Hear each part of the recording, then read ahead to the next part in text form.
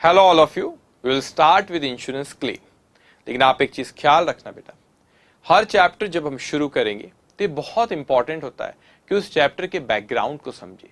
वो चैप्टर हमसे क्या कहना चाहता है, उस चैप्टर में हमें क्या पढ़ना है और वो चीज क्यों पढ़ना है, ये बहुत इंपॉर्टेंट होता है।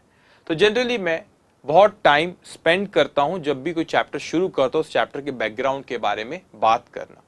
एंड बिलीव मी, जब आप ये सारी चीजें समझ जाएंगे, जो डिस्कशन शुरुआत के बैकग्राउंड को आप अच्छे से समझ जाएंगे, वो उसके बाद जब प्रैक्टिकल प्रॉब्लम्स में आते तो प्रैक्टिकल प्रॉब्लम बहुत ही आसानी से हो जाते हैं। तो जैसे कि हम लोग शुरू कर रहे हैं इंश्योरेंस क्लेम चैप्टर, तो मैं बात करूंगा इसके इंट्रोडक्शन के बारे में, इसका बैकग्राउंड क्या है, ये चैप्टर में हमें क्या पढ़ना है और एक छोटे छोटे कंसेप्ट के बारे में हम बात करते जाएंगे। उसके बाद हम प्रैक्टिकल प्रॉब्लम पे आएंगे। और ये आप ऑब्जर्व करोगे, जब भी कोई मैं चैप्टर शुरू करता हूं, फर्स्ट सेशन मेरा उस चैप्टर का जो होता है वो सिर्फ डिस्कशन में ही चला जाता है। हो सकता है कि एक हाथ प्रॉब्लम कभी हो जाए या एक हाथ दो प्रॉब्लम छोटे कोई हो जाए, लेकिन ऑलमोस्ट जनरली फर्स्ट सेशन हमारा हर चैप्टर का उस चैप्टर के डिस्कशन पे ही जाता है। एंड बिलीव मी, वो सबसे इंपॉर्टेंट पार्ट होता है उस चैप्टर का, क्योंकि एक बार आपको उस चैप्टर की आइडिया आ गई तो आपके लिए बहुत आसान होता है उस चैप्टर के प्रैक्टिकल प्रॉब्लम्स करना। तो आपको पहले कंसेप्ट समझना बहुत इंपॉर्टेंट है, उसके बाद क्वेश्चंस तो आसानी से हो जाएंगे, उसमें कुछ नहीं रहेगा। लेकिन if you are strong in concept, आप बहुत आसानी से उसके क्वेश्चंस जो रहेंगे वो सॉल्व कर लोगे। So I am starting insurance claim. अब आप आपके नोटबुक में, जैसे मैं बहुत सारी चीजें अभी यहाँ डिस्कस करूंगा, आपको मेरी बात सुनते जाना, एक एक चीजें ध्यान से सुनते जाना बेटा, ठीक है। अब सबसे पहले, और जब लिखना रहेगा I will tell you, don't worry, जब लिखना रहेगा मैं आपको बोलूंगा, आप नोटबुक में बढ़िया से पहले हेडिंग दो इंश्योरेंस क्लेम, ठीक है। और अभी हेडिंग दो ऊपर, और जब मैं लिखना रहेगा मैं खुद बोलूंगा, मेरी बात सुनते जाना आपने, ठीक है। एक बिजनेसमैन था, उस बिजनेसमैन का, ये सपोज वो बिजनेसमैन था, ठीक है। इस बिजनेसमैन को कोई नाम दे दे हम, इसका नाम है सपोज मिस्टर ए, ओके, इसका नाम है मिस्टर ए। इसका बिजनेस है, मैंने कहा किस चीज का बिजनेस है आपका, ये कहता है कि हमारा गारमेंट्स का शोरूम है। गारमेंट्स का क्या है, शोरूम है इनका, अच्छा खासा बिजनेस है मिस्टर ए। तो एक इंसान है, वो आता है मिस्टर ए के पास, ठीक है। ये जो इंसान है मिस्टर ए के पास आता है, अच्छा वो कहने लगता है कि आपका बिजनेस है, गारमेंट का बिजनेस है, ओके, अच्छी बात है। तो ये जो इंसान है, इसका नाम है, नाम तो अपन दे देंगे कुछ भी, इसको हम कहते हैं इंश्योरेंस एजेंट। लेकिन क्या, किसके बारे में बात करोगे, इंश्योरेंस एजेंट। ये कहता है मिस्टर ए से, आप गारमेंट का बिजनेस करते हो, आपकी दुकान में कितने का स्टॉक रखा हुआ होगा। अभी मेरी बात ध्यान से सुनते जाना बेटा, कहानी स्टोरी कैसे सुनते आप, बस ऐसे सुनना है आपको। हमने आपसे कहा कि बताओ मिस्टर ए से कि आपके शॉप में कितने का स्टॉक रखा है। वो मेरे शॉप में, वो कहता है कि अराउंड 50 लाख का सपोज स्टॉक रखा हुआ है। मैं उससे कहता हूं कि 50 लाख का स्टॉक होगा, लेकिन आपको पता है कि 50 लाख एक अच्छी खासी अमाउंट का स्टॉक आपकी दुकान में रखा हुआ होता है, और ये बड़ा ही सेंसिटिव बिजनेस है। सेंसिटिव बिजनेस मतलब वो जो सेंसिटिव आइटम है आपके, अगर आग लग गई तो सारा का सारा स्टॉक आपका जल जाएगा। तो आप, ये मिस इंश्योरेंस एजेंट है, इसका काम है डराना, ये डराने लगा, ये तो बड़ा ही सेंसिटिव आइटम है आपके, वो जल गए तो आपको 50 लाख का क्या हो जाएगा, नुकसान हो जाएगा। तो वो कहता है उसको कि क्यों ना हम कुछ ऐसा करें, मैं डराने लगा, इंश्योरेंस एजेंट है, इसको डराने लगा कि वो जल जाएगा, आपको तो बहुत नुकसान हो जाएगा। तो वो कहता है हाँ बात तो सही है, अगर कभी आग लग गई और वो स्टॉक जल गया तो बहुत नुकसान हो जाएगा। तो ये कहता है क्यों ना ऐसा करे कि मैं आपका रिस्क कवर करता हूं। क्या कवर कर रहा हूं मैं आपका कवर करता हूं risk. What do mean by cover करता हूं रिस्क, मतलब अगर आग लग जाती है, और वो स्टॉक जल जाता है, तो जो नुकसान हुआ उसकी भरपाई मैं करके दूंगा। तो इसकी भरपाई मैं करके दूंगा। ये इंश्योरेंस, जो भी कंपनी का, इंश्योरेंस कंपनी का जो भी एजेंट है, वो इंश्योरेंस कंपनी का एजेंट है, और ये एजेंट कहता है कि अगर कोई नुकसान होता है, आपको आग लगने, स्टॉक जलता है, तो इंश्योरेंस कंपनी उसकी भरपाई करके देंगे, आप फिक्र मत करो। बोलता है बात तो सही है, लेकिन हमें सबको पता है कि बिजनेस वर्ल्ड है, इसमें टू वे रहता है। हमने आपको बोले कि हम रिस्क कवर करके देंगे, उसके बदले में कुछ पैसा भी तो देंगे। तो जो पैसा देते वो पैसा हमें मिस्टर ए से मिलेगा, तो ये जो पेमेंट हमको मिस्टर ए से मिलेंगी उसको हम एक नाम दे देते, उसका नाम है प्रीमियम। ये कोई सिक्योरिटी प्रीमियम नहीं जो आप शेयर्स एंड डिबेंचर्स चैप्टर में पढ़े होंगे कभी आपने, तो ये वो प्रीमियम नहीं है जो हम इनसे पेमेंट मिलेगी, वो प्रीमियम इसको कहते हैं। तो क्या ये प्रीमियम जब ही देंगे जब नुकसान होगा? नहीं, ये प्रीमियम हर साल देना पड़ेगा, ये प्रीमियम हर साल देना पड़ेगा। और ये जो आप पैसे दे रहे हो इसके बदले में मैं रिस्क कवर करता हूं, अगर आग लगी तो उस नुकसान की भरपाई मैं करके दूंगा, मगर प्रीमियम तो आपसे मैं एनुअली लूंगा, और अगर नुकसान होता है, अगर आग लगती तो ही मैं भरपाई करके दूंगा। तो आप बोलेंगे कैसे, पैसे आ रहे उसके बदले में आप क्या दे रहे हो? मैं कवर कर रहा हूं रिस्क, अगर आग लगी तो उसकी भरपाई मैं करके दूंगा।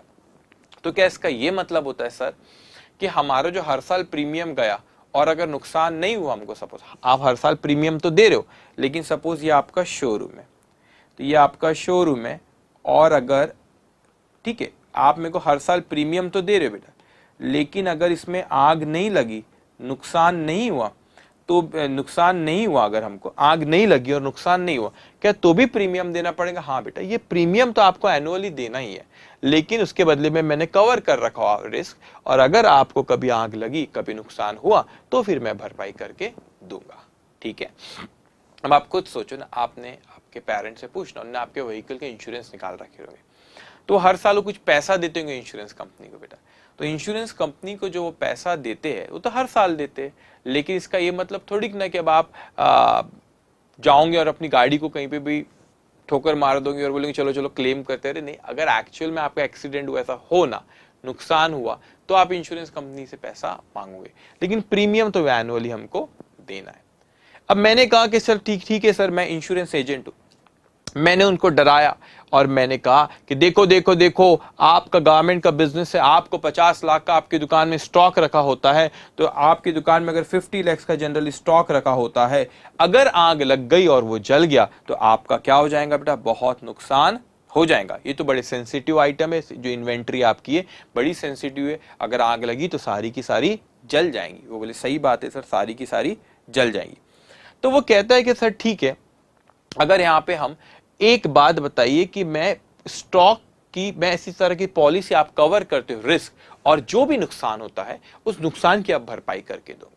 तो क्या ये जो इंश्योरेंस होता है बेटा, इंश्योरेंस बहुत तरीके के होते हैं, बहुत तरीके के होते हैं। क्या सिलेबस में हमको जैसे लाइफ इंश्योरेंस होता है ना, बहुत सारे होते हैं, स्टॉक का इंश्योरेंस निकलता है, फिर आपका व्हीकल का इंश्योरेंस निकलता है, बहुत तरह के इंश्योरेंस निकलते हैं। तो क्या हर तरह के इंश्योरेंस हमको इस चैप्टर में? The answer is no. Basically अगर आप देखो तो इस चैप्टर का नाम है इंश्योरेंस क्लेम। तो अगर वो नुकसान होता है, अगर आग लगती है, अगर वो नुकसान होता है, तो हम भरपाई करके देंगे। तो हमने कहा सर नुकसान होगा तो आप हमसे पैसा मांगोगे, नुकसान होगा तो आप हमसे पैसा मांगोगे। तो बेटा वो नुकसान जो है, वो जो नुकसान हमसे पैसा मांगेगा उसी को कहते हैं क्लेम। मैंने कहा कि मैंने अपने स्टॉक की सपोज इंश्योरेंस निकाल रखा हूं, अगर आग लगती है, स्टॉक जलता है, मेरा नुकसान होता है, तो मैं इंश्योरेंस कंपनी से पैसा मांगूंगा कि आग लग गई, स्टॉक जल गया, नुकसान हो गया, लाओ लाओ पैसा दो, पैसा दो, नुकसान हो गया। तो जब मैं इंश्योरेंस कंपनी से पैसा मांगूंगा, जो अमाउंट उनसे मांगूंगा उसी को कहते हैं क्लेम। जो नुकसान हुआ जो उनसे मांगूंगा उसे कहते हैं क्लेम। तो जो पैसा इंश्योरेंस कंपनी से मांगूंगा उसे कहते हैं क्लेम। अच्छा, तो नुकसान क्या बहुत तरीके के होते, तो क्या हमारे सिलेबस में हर तरीके की इंश्योरेंस पॉलिसी कवर है? The answer is no. सिर्फ 2 तरीके की कवर है आपके सिलेबस में, उस पर हम चर्चा करेंगे। लेकिन आप खुद सोचिए बेटा, ये तो इंश्योरेंस कंपनी का ये एजेंट है, वो बिजनेसमैन है, नुकसान कौन होगा? क्लेम कौन करेगा? जिसका नुकसान हुआ वही क्लेम करेगा, लाओ लाओ लाओ पैसा दो। तो आप किसके पॉइंट ऑफ व्यू से बात करें इस चैप्टर में? मिस्टर ए के पॉइंट ऑफ व्यू से बात कर रहे हैं। We are discussing from mister A point of view कि जब उसको नुकसान होगा तो वो नुकसान का कैलकुलेशन करेगा और इंश्योरेंस कंपनी से पैसा मांगेगा। तो हमें चैप्टर में पढ़ना है कि वो नुकसान का कैलकुलेशन कैसे करना है, नुकसान का कैलकुलेशन कैसे करना है। तो हमने कहे सर अच्छा, तो वो नुकसान तो बहुत तरीके के होते, कभी फिक्स एसेट हो सकता है जल गई तो नुकसान हुआ, कभी हम कहते हैं लाइफ इंश्योरेंस निकाले तो वहां पे को रहता है, कभी आपने कहे कि स्टॉक का निकाले, कभी आपने व्हीकल का इंश्योरेंस निकाले, तो ऐसे कई तरह के इंश्योरेंस निकाले। नुकसान तो आपको किसी पे भी हो सकता है, लेकिन क्या वो क्लेम का जो अमाउंट हमें इस चैप्टर में कैलकुलेट करना सीखना है, तो क्या हर तरीके का क्या? नहीं, हम लोगों को इस चैप्टर में बात करनी है, हम लोगों को इस चैप्टर में बात करनी है इंश्योरेंस। कौन सी बात करनी है हमें? बेसिकली आपको दो चीजों के बारे में यहां डिस्कशन करना है। कौन सा? Claim of loss of stock, claim of loss of stock, और दूसरा claim of loss of profit. तो कौन सी दो चीज के बारे में बेटा? अगर मेरा नुकसान होता है, किस चीज का नुकसान होता है भाई? मेरे स्टॉक का नुकसान होता है, आग लगी और स्टॉक का नुकसान हो गया, तो उसके नुकसान के अमाउंट को कैसे कैलकुलेट करना है, वो ये चैप्टर में हमें सीखना है। फिर मैंने कहा आग लगी और प्रॉफिट का नुकसान हो गया, ये कैसे होता है, इस पे हम चर्चा करेंगे आगे। अभी आगे इस पे भी बात होगी। तो वो प्रॉफिट का भी नुकसान होता है, तो उसे कैसे कैलकुलेट कर रहा है, वो हमें इस चैप्टर में सीखना है। एक और पार्ट होता है, वैसे तो वो आपके सिलेबस में नहीं है, लेकिन एक आरटीपी जो हमारी सीए इंस्टीट्यूट इश्यू करती है, हम उसे कहते हैं रिवीजन टेस्ट पेपर, हर एग्जामिनेशन के पहले आती है वो। उसमें एक अटेम्प्ट में उन लोगों ने एक और तरह का क्लेम पे क्वेश्चन दे दिए थे, claim of loss of fixed asset, claim of loss of fixed asset. ठीक है, अब इसको कैसे कैलकुलेट करना है, वो वैसे आपके सिलेबस में नहीं है, claim of loss of fixed, आप मॉड्यूल देखोगे उसमें आपको नहीं दिखेगा, लेकिन इंस्टीट्यूट ने हमारे एक आरटीपी में क्वेश्चन कभी दे दी थी, तो मैंने बोला वो भी हम यहाँ पे कवर कर लेंगे, उसके बारे में भी थोड़ी चर्चा कर लेंगे। इंस्टीट्यूट का हमारे कोई भरोसा नहीं, एक आधा टाइम में दे देंगी वो क्वेश्चन, ठीक है, तो उस पर भी हम बात कर लेंगे। लेकिन मेनली कितने तरह के क्लेम कैलकुलेट करना है, अगर आपको नुकसान होता है स्टॉक का तो कैसे नुकसान को कैलकुलेट करो, अगर आपको नुकसान होता है प्रॉफिट का तो कैसे उसको कैलकुलेट करना है, और अगर आपका नुकसान होता है फिक्स एसेट का आग लगने पे तो कैसे कैलकुलेट करना है। तो हम लोगों को इस चैप्टर में दो ही चीजों के बारे में बात करना है, वो तो हम उस पर थोड़ी सी चर्चा करेंगे, लेकिन मेन आपका यही दो पार्ट इस चैप्टर में है। अब हुआ क्या, हमने कहा कि भाई आपकी शॉप में 50 लाख का स्टॉक रखा रहता है, आग लगेगी, बड़ा नुकसान हो जाएगा, सारा का सारा माल जल जाएगा। बोले सही है सही है, तो हमने कहे चलो चलो पॉलिसी निकालते, भाई इंश्योरेंस पॉलिसी निकाल रखे, और इस पॉलिसी में लिखा हुआ है, इस पॉलिसी में लिखा हुआ है कि 50 लाख रुपए के स्टॉक तक के की जिम्मेदारी इस इंश्योरेंस कंपनी के, अगर कुछ नुकसान होता है वो 50 लाख तक के स्टॉक को तो हम देंगे। तो बेसिकली इंश्योरेंस होता क्या है कि इंश्योरेंस कंपनी कवर करती है रिस्क और उसके बदले में एनुअली कुछ पेमेंट लेती है, और उसे हम क्या कहते हैं बेटा? प्रीमियम। जनरली वो एनुअली लेते हैं payment. Okay, so what is insurance? अगर मैं कहूं insurance is a contract which covers risk on payment of premium. तो इंश्योरेंस क्या है? जो रिस्क कवर करती है, किसके पेमेंट पे? प्रीमियम के। आप हमको प्रीमियम दोगे, हम आपका रिस्क कवर करेंगे। तो हम लोगों को इस चैप्टर में क्या सीखना है कि सर अगर वो घटना हो जाती है, आग लग जाती है, नुकसान हो जाता है, तो वो कैसे कैलकुलेट करेंगे। तो वैसे सच कहूं, ये हम चार्टर्ड अकाउंटेंट्स का काम नहीं है कि ये हम वी आर चार्टर्ड अकाउंट, हमें ये पता है कि उसकी अकाउंटिंग कैसे करना है। वी नो हाउ टू किसकी जर्नल एंट्री किस तरीके से पास करना है, पोस्टिंग है, we know all this thing, लेकिन उस अमाउंट को कैलकुलेट करना कि नुकसान कितने का हुआ है, वो हम चार्टर्ड अकाउंटेंट का काम नहीं है। वो कौन करता है? वो तो उस इंश्योरेंस कंपनी के सर्वेयर आते जब आग लगती है, और वो सर्वेयर चेक करते कि भाई एक्चुअल में इनको कितने का नुकसान हुआ है, वो कैलकुलेट करते। वो तो हमारा एरिया नहीं है कि हम कैलकुलेट करें कि लॉस ऑफ स्टॉक कितना है, लॉस ऑफ प्रॉफिट कितना है, कितने का फिक्स्ड एसेट का लॉस हुआ, ये हमारा एरिया। तो हम we are chartered, we know how to do accounting, but to calculate, to evaluate the amount of loss we don't know. तो स्पेशलाइज एरिया तो सर्वेयर आता है उन कंपनी का, वो कैलकुलेट करता है। तो फिर हमारे सिलेबस में ये चीज क्यों दे दी गई, क्यों पूछा गया हमको, क्यों इंस्टीट्यूट ने हमारे सिलेबस में चैप्टर रख दी? इंस्टीट्यूट कहती है हाँ हाँ पता है, मैं वो सर्वेयर का काम है, आपका एरिया नहीं है, आपको अकाउंटिंग आती है, लेकिन आपसे उस नुकसान को कैसे कैलकुलेट करना वो भी हमको इस चैप्टर में इसीलिए उसने कवर करा है। वो कहता है सब नहीं, लेकिन कुछ हमें भी आना चाहिए। क्यों? क्योंकि यहां पे हम हमारा अकाउंटिंग का नॉलेज अप्लाई करके भी उस नुकसान को निकाल सकते, इसीलिए उसने हमें लॉस ऑफ स्टॉक और लॉस ऑफ प्रॉफिट ये दो ही सिलेबस में कवर करा। इसके अलावा बहुत से लॉस होते हैं, लॉस ऑफ व्हीकल होता है, बहुत सारी चीजें वो सिलेबस में कवर नहीं करा है। ओके, तो हम लोगों को इस चैप्टर में अभी जब आगे डिस्कशन करेंगे बेटा, वो क्या डिस्कशन करेंगे हम? Claim of loss of stock से मैं शुरू करूंगा आज का डिस्कशन। अभी उसको तो भूल जाओ, उस पर तो बाद में बात करूंगा। इसी पे मेरे को अगले 1 घंटा कम से कम लॉस ऑफ स्टॉक के कंसेप्ट को ही आपको समझाने में लग जाएगा बेटा। ओके, तो अच्छे से एक एक चीज मेरी समझते जाएंगे। और मैं आपको एक चीज कह दूं, आपके नोट्स बहुत ही ध्यान में रखते हुए आपको बनाए गए, आपके जो नोट्स दिए गए बहुत ही इसमें बारीकी से हर एक चीज दी हुई। कोई भी चीज आप ये भी नहीं बोल सकते 99.99% लिखा, 100% चीज आपके नोट्स में कवर है बेटा।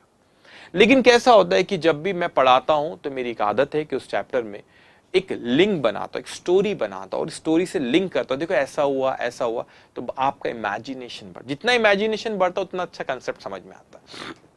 तो क्या चीज होंगी हर चैप्टर में, इवन तो थ्योरी में लिखा हुआ है आपको सारी चीजें नोट्स में, लेकिन मैं ऐसे इमेजिनेशन बनाऊंगा, ऐसा है बिजनेसमैन था उसका ये, एक कहानी स्टोरी की तरह हम आगे बढ़ते जाएंगे बेटा। तो मैं आपको सजेस्ट करूंगा जो चीजें मैं यहाँ लिखता हूं ये उसको आप लिखते जाओ। हम देखेंगे आगे जब प्रैक्टिकल प्रॉब्लम्स करेंगे, वो प्रैक्टिकल प्रॉब्लम्स तो आपको मेरे साथ ही करना है, जैसे जैसे मैं करूंगा वैसे वैसे आप भी मेरे साथ में करते जाओगे। लेकिन ये जो थ्योरी का डिस्कशन होगा मेरा यहाँ पे, ये थ्योरी को पहले आप ध्यान से मेरी बातों को सुनना। अब जैसे आप, मैंने इतनी देर से कहा, हो सकता है शायद आप में से किसी ने लिख लिए होंगे, ये किसी ने नहीं लिखे होंगे और मेरी बात को सुन रहे होंगे।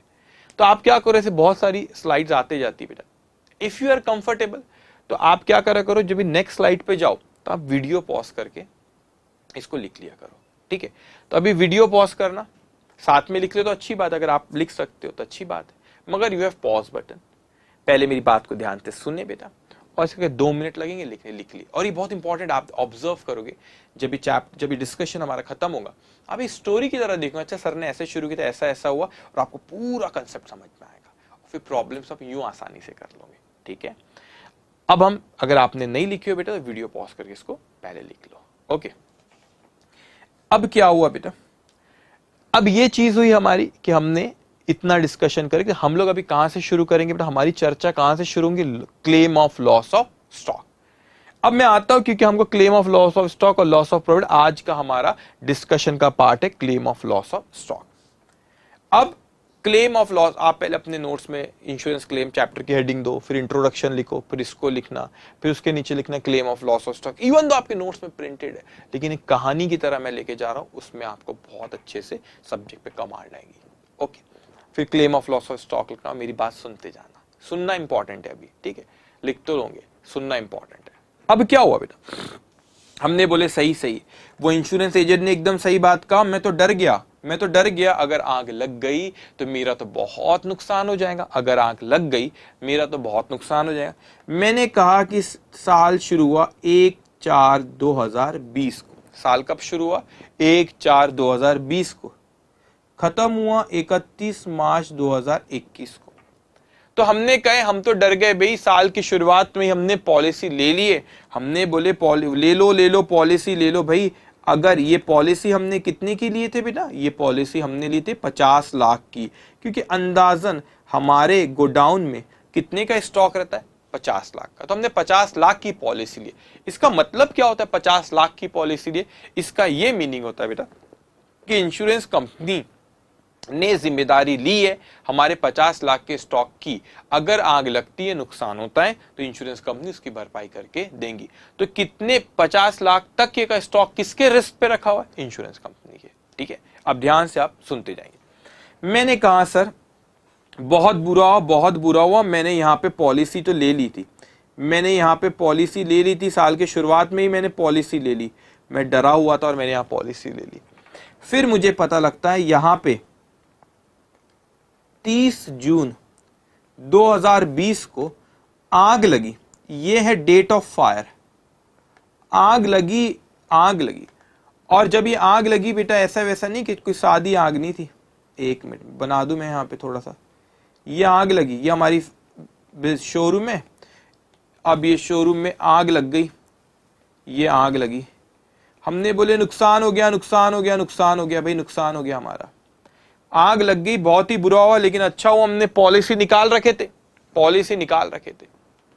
क्या हुआ, हम इतना डर गए, ये ओनर है बिजनेस का, इसने, ये तो इतना डर गया, ये ओनर था, इसने सीधा पहले घबरा के फायर ब्रिगेड वालों को कॉल किया। फायर ब्रिगेड वालों को क्या किया, ये क्या बन गया, ठीक है भाई जो भी बना ठीक है, ये ओनर था, ये था हमारा मिस्टर ए।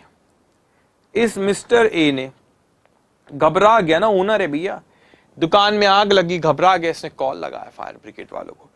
फायर ब्रिगेड वाले आए, ये फायर ब्रिगेड है अपनी, ठीक है, मान लो अब ये फायर ब्रिगेड, इसको अभी दिल पे नहीं लेना ऐसे कैसे बन रही है, ठीक है। ये फायर ब्रिगेड वाले आए, वो रहते ना ऊपर ऐसे पानी वानी डालते भाई, तो इन लोगों ने पानी डाले इस पे, ओहो आग बुझाओ। उनने बुझाए भी, लेकिन आग बुझाए भी उन्होंने बेटा, लेकिन आग तो पहले लग चुकी थी, नुकसान तो पूरा नहीं लेकिन कुछ नुकसान तो हो गया।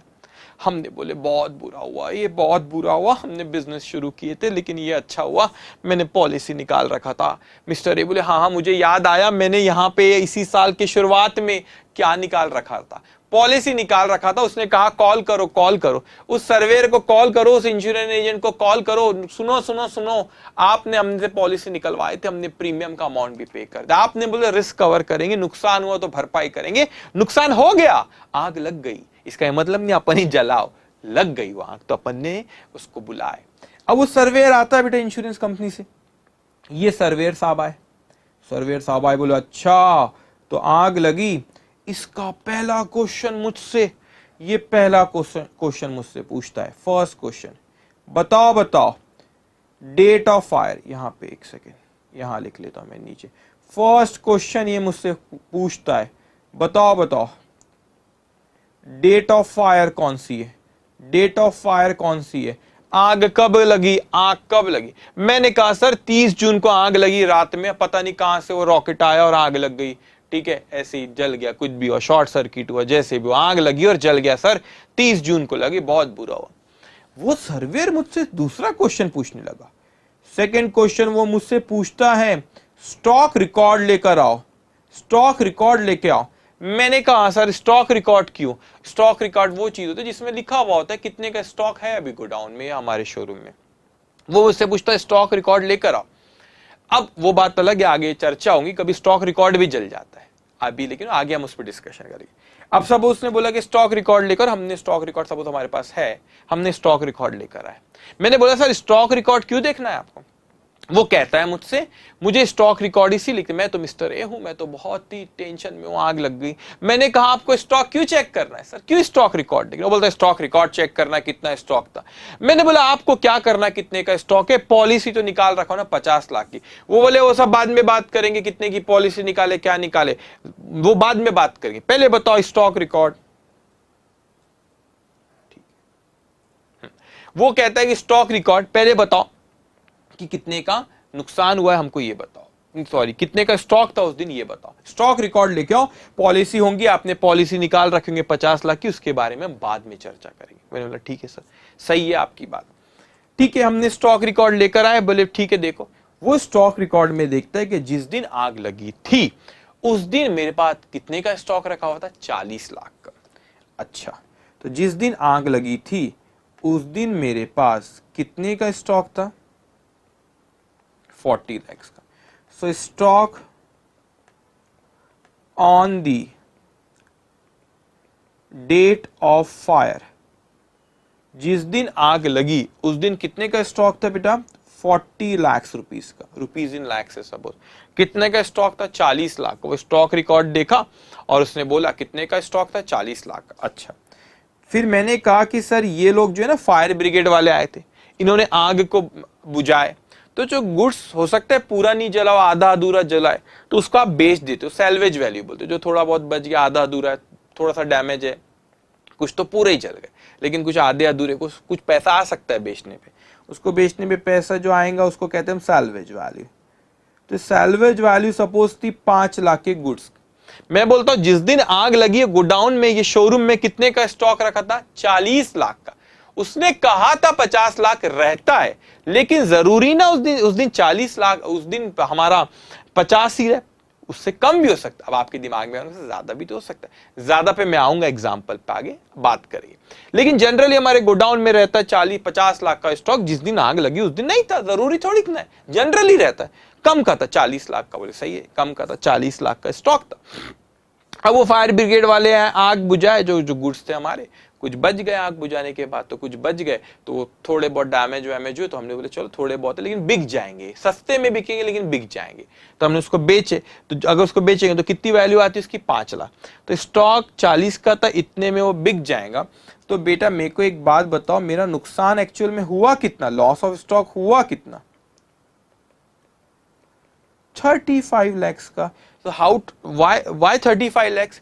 भाई 40 लाख का स्टॉक था, लेकिन उसमें से सैल्वेज वैल्यू कितनी थी? 5 लाख। तो स्टॉक नुकसान कितने का हो आपका? 35 लैक्स का। लेकिन अब आप बोलेंगे सर चलो चलो इंश्योरेंस कंपनी से मांगते हैं, हो गया चैप्टर खत्म, बहुत डिस्कशन है अभी। आप बोलेंगे सर पता है हमको लॉस ऑफ स्टॉक ऐसे निकलता है। अरे बहुत सी बातें अभी करना है बेटा। अभी ये 35 लाख रुपए का स्टॉक है, बोले आप मांगो इंश्योरेंस कंपनी से, कितने मांगू? 35 मांगू कि 50 मांगू? आप बोलेंगे सर पॉलिसी 50 की निकाले थे, 50 लाख रुपए इंश्योरेंस कंपनी से मांगो। अरे भैया 50 का नुकसान हुआ कि 35 का नुकसान हुआ? 35 का हुआ, 35 मांगो, 35 मांगो इंश्योरेंस कंपनी से। बोले क्यों सर ऐसा कि पॉलिसी तो 50 की? अरे भैया आप खुद सोचो, आपके पास 2 व्हीलर है, आपके पेरेंट्स से पूछना, शायद उन्हें पॉलिसी उसकी निकालेंगे, व्हीकल इंश्योरेंस निकालेंगे, उसकी व्हीकल इंश्योरेंस जो निकाले। आपकी गाड़ी सपोज 50,000 की है। अब मेरे को बताओ, तुमने ले गए अपनी गाड़ी, कहीं पर टक्कर हो गई, मिरर टूट गया उसका, 500 रुपए का मिरर, बोलोगे इंश्योरेंस कंपनी को लाओ 50,000 रुपए लाओ, पॉलिसी हमारी गाड़ी 50,000 की थी, तो हमने 50,000 की पॉलिसी निकाल रखे थे, लाओ बताओ, लाओ 50,000 लाओ, नुकसान हो गया। तो इंश्योरेंस कंपनी बोलेगी कितने का नुकसान हुआ?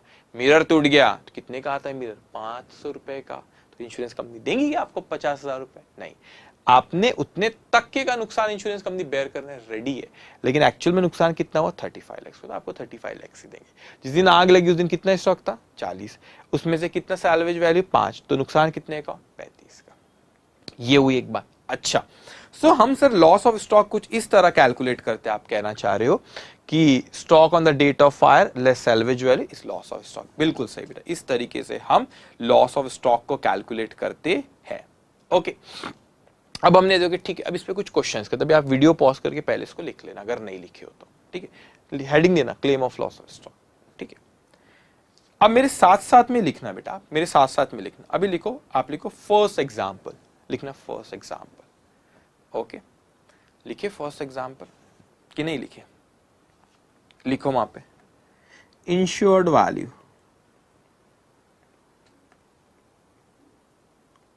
इंश्योर्ड वैल्यू मतलब वो पॉलिसी अमाउंट को कहते हैं।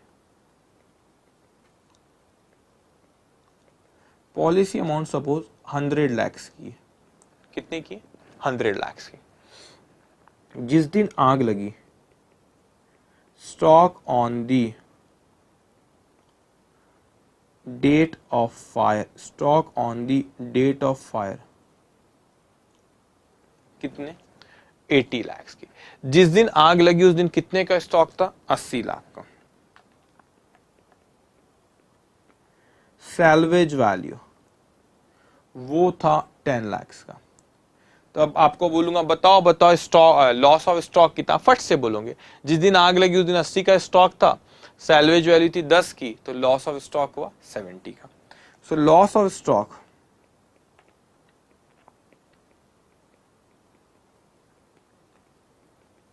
$80 lakhs minus 10 lakhs कितना हुआ 70 lakhs का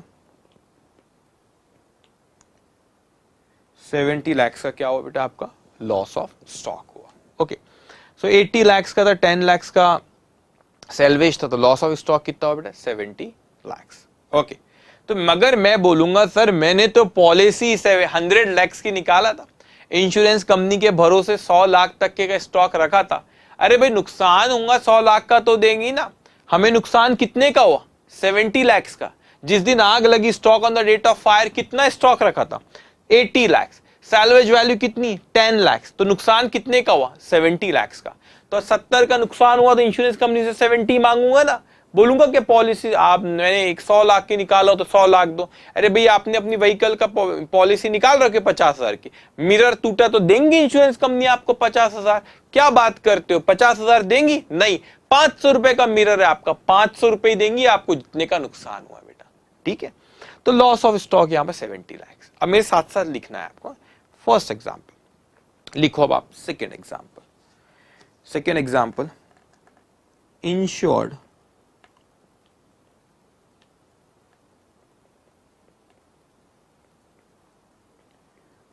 इंश्योर्ड वैल्यू इसे हम कहते हैं पॉलिसी अमाउंट 100 lakhs की। अब stock on the date of fire, stock on the date of fire 200 lakhs। इसी का तो इंतजार था सर हमें, पॉलिसी 100 लाख की, लेकिन वो तो अंदाजे से आपने बोले स्टॉक उतने का है, स्टॉक ऑन द आपने पॉलिसी निकाले 100 लाख का, लेकिन जरूरी थोड़ी कि ना स्टॉक भी उतना ही रहे, स्टॉक तो ज्यादा भी हो सकता है ना। अब हमारे पास स्टॉक कितने का रखा है बेटा 200 lakhs का। हाँ अब आएगा मजा असली, अभी तक स्टॉक कम रहता था तो कोई चिंता नहीं रहती, अब स्टॉक ज्यादा है। सैल्वेज वैल्यू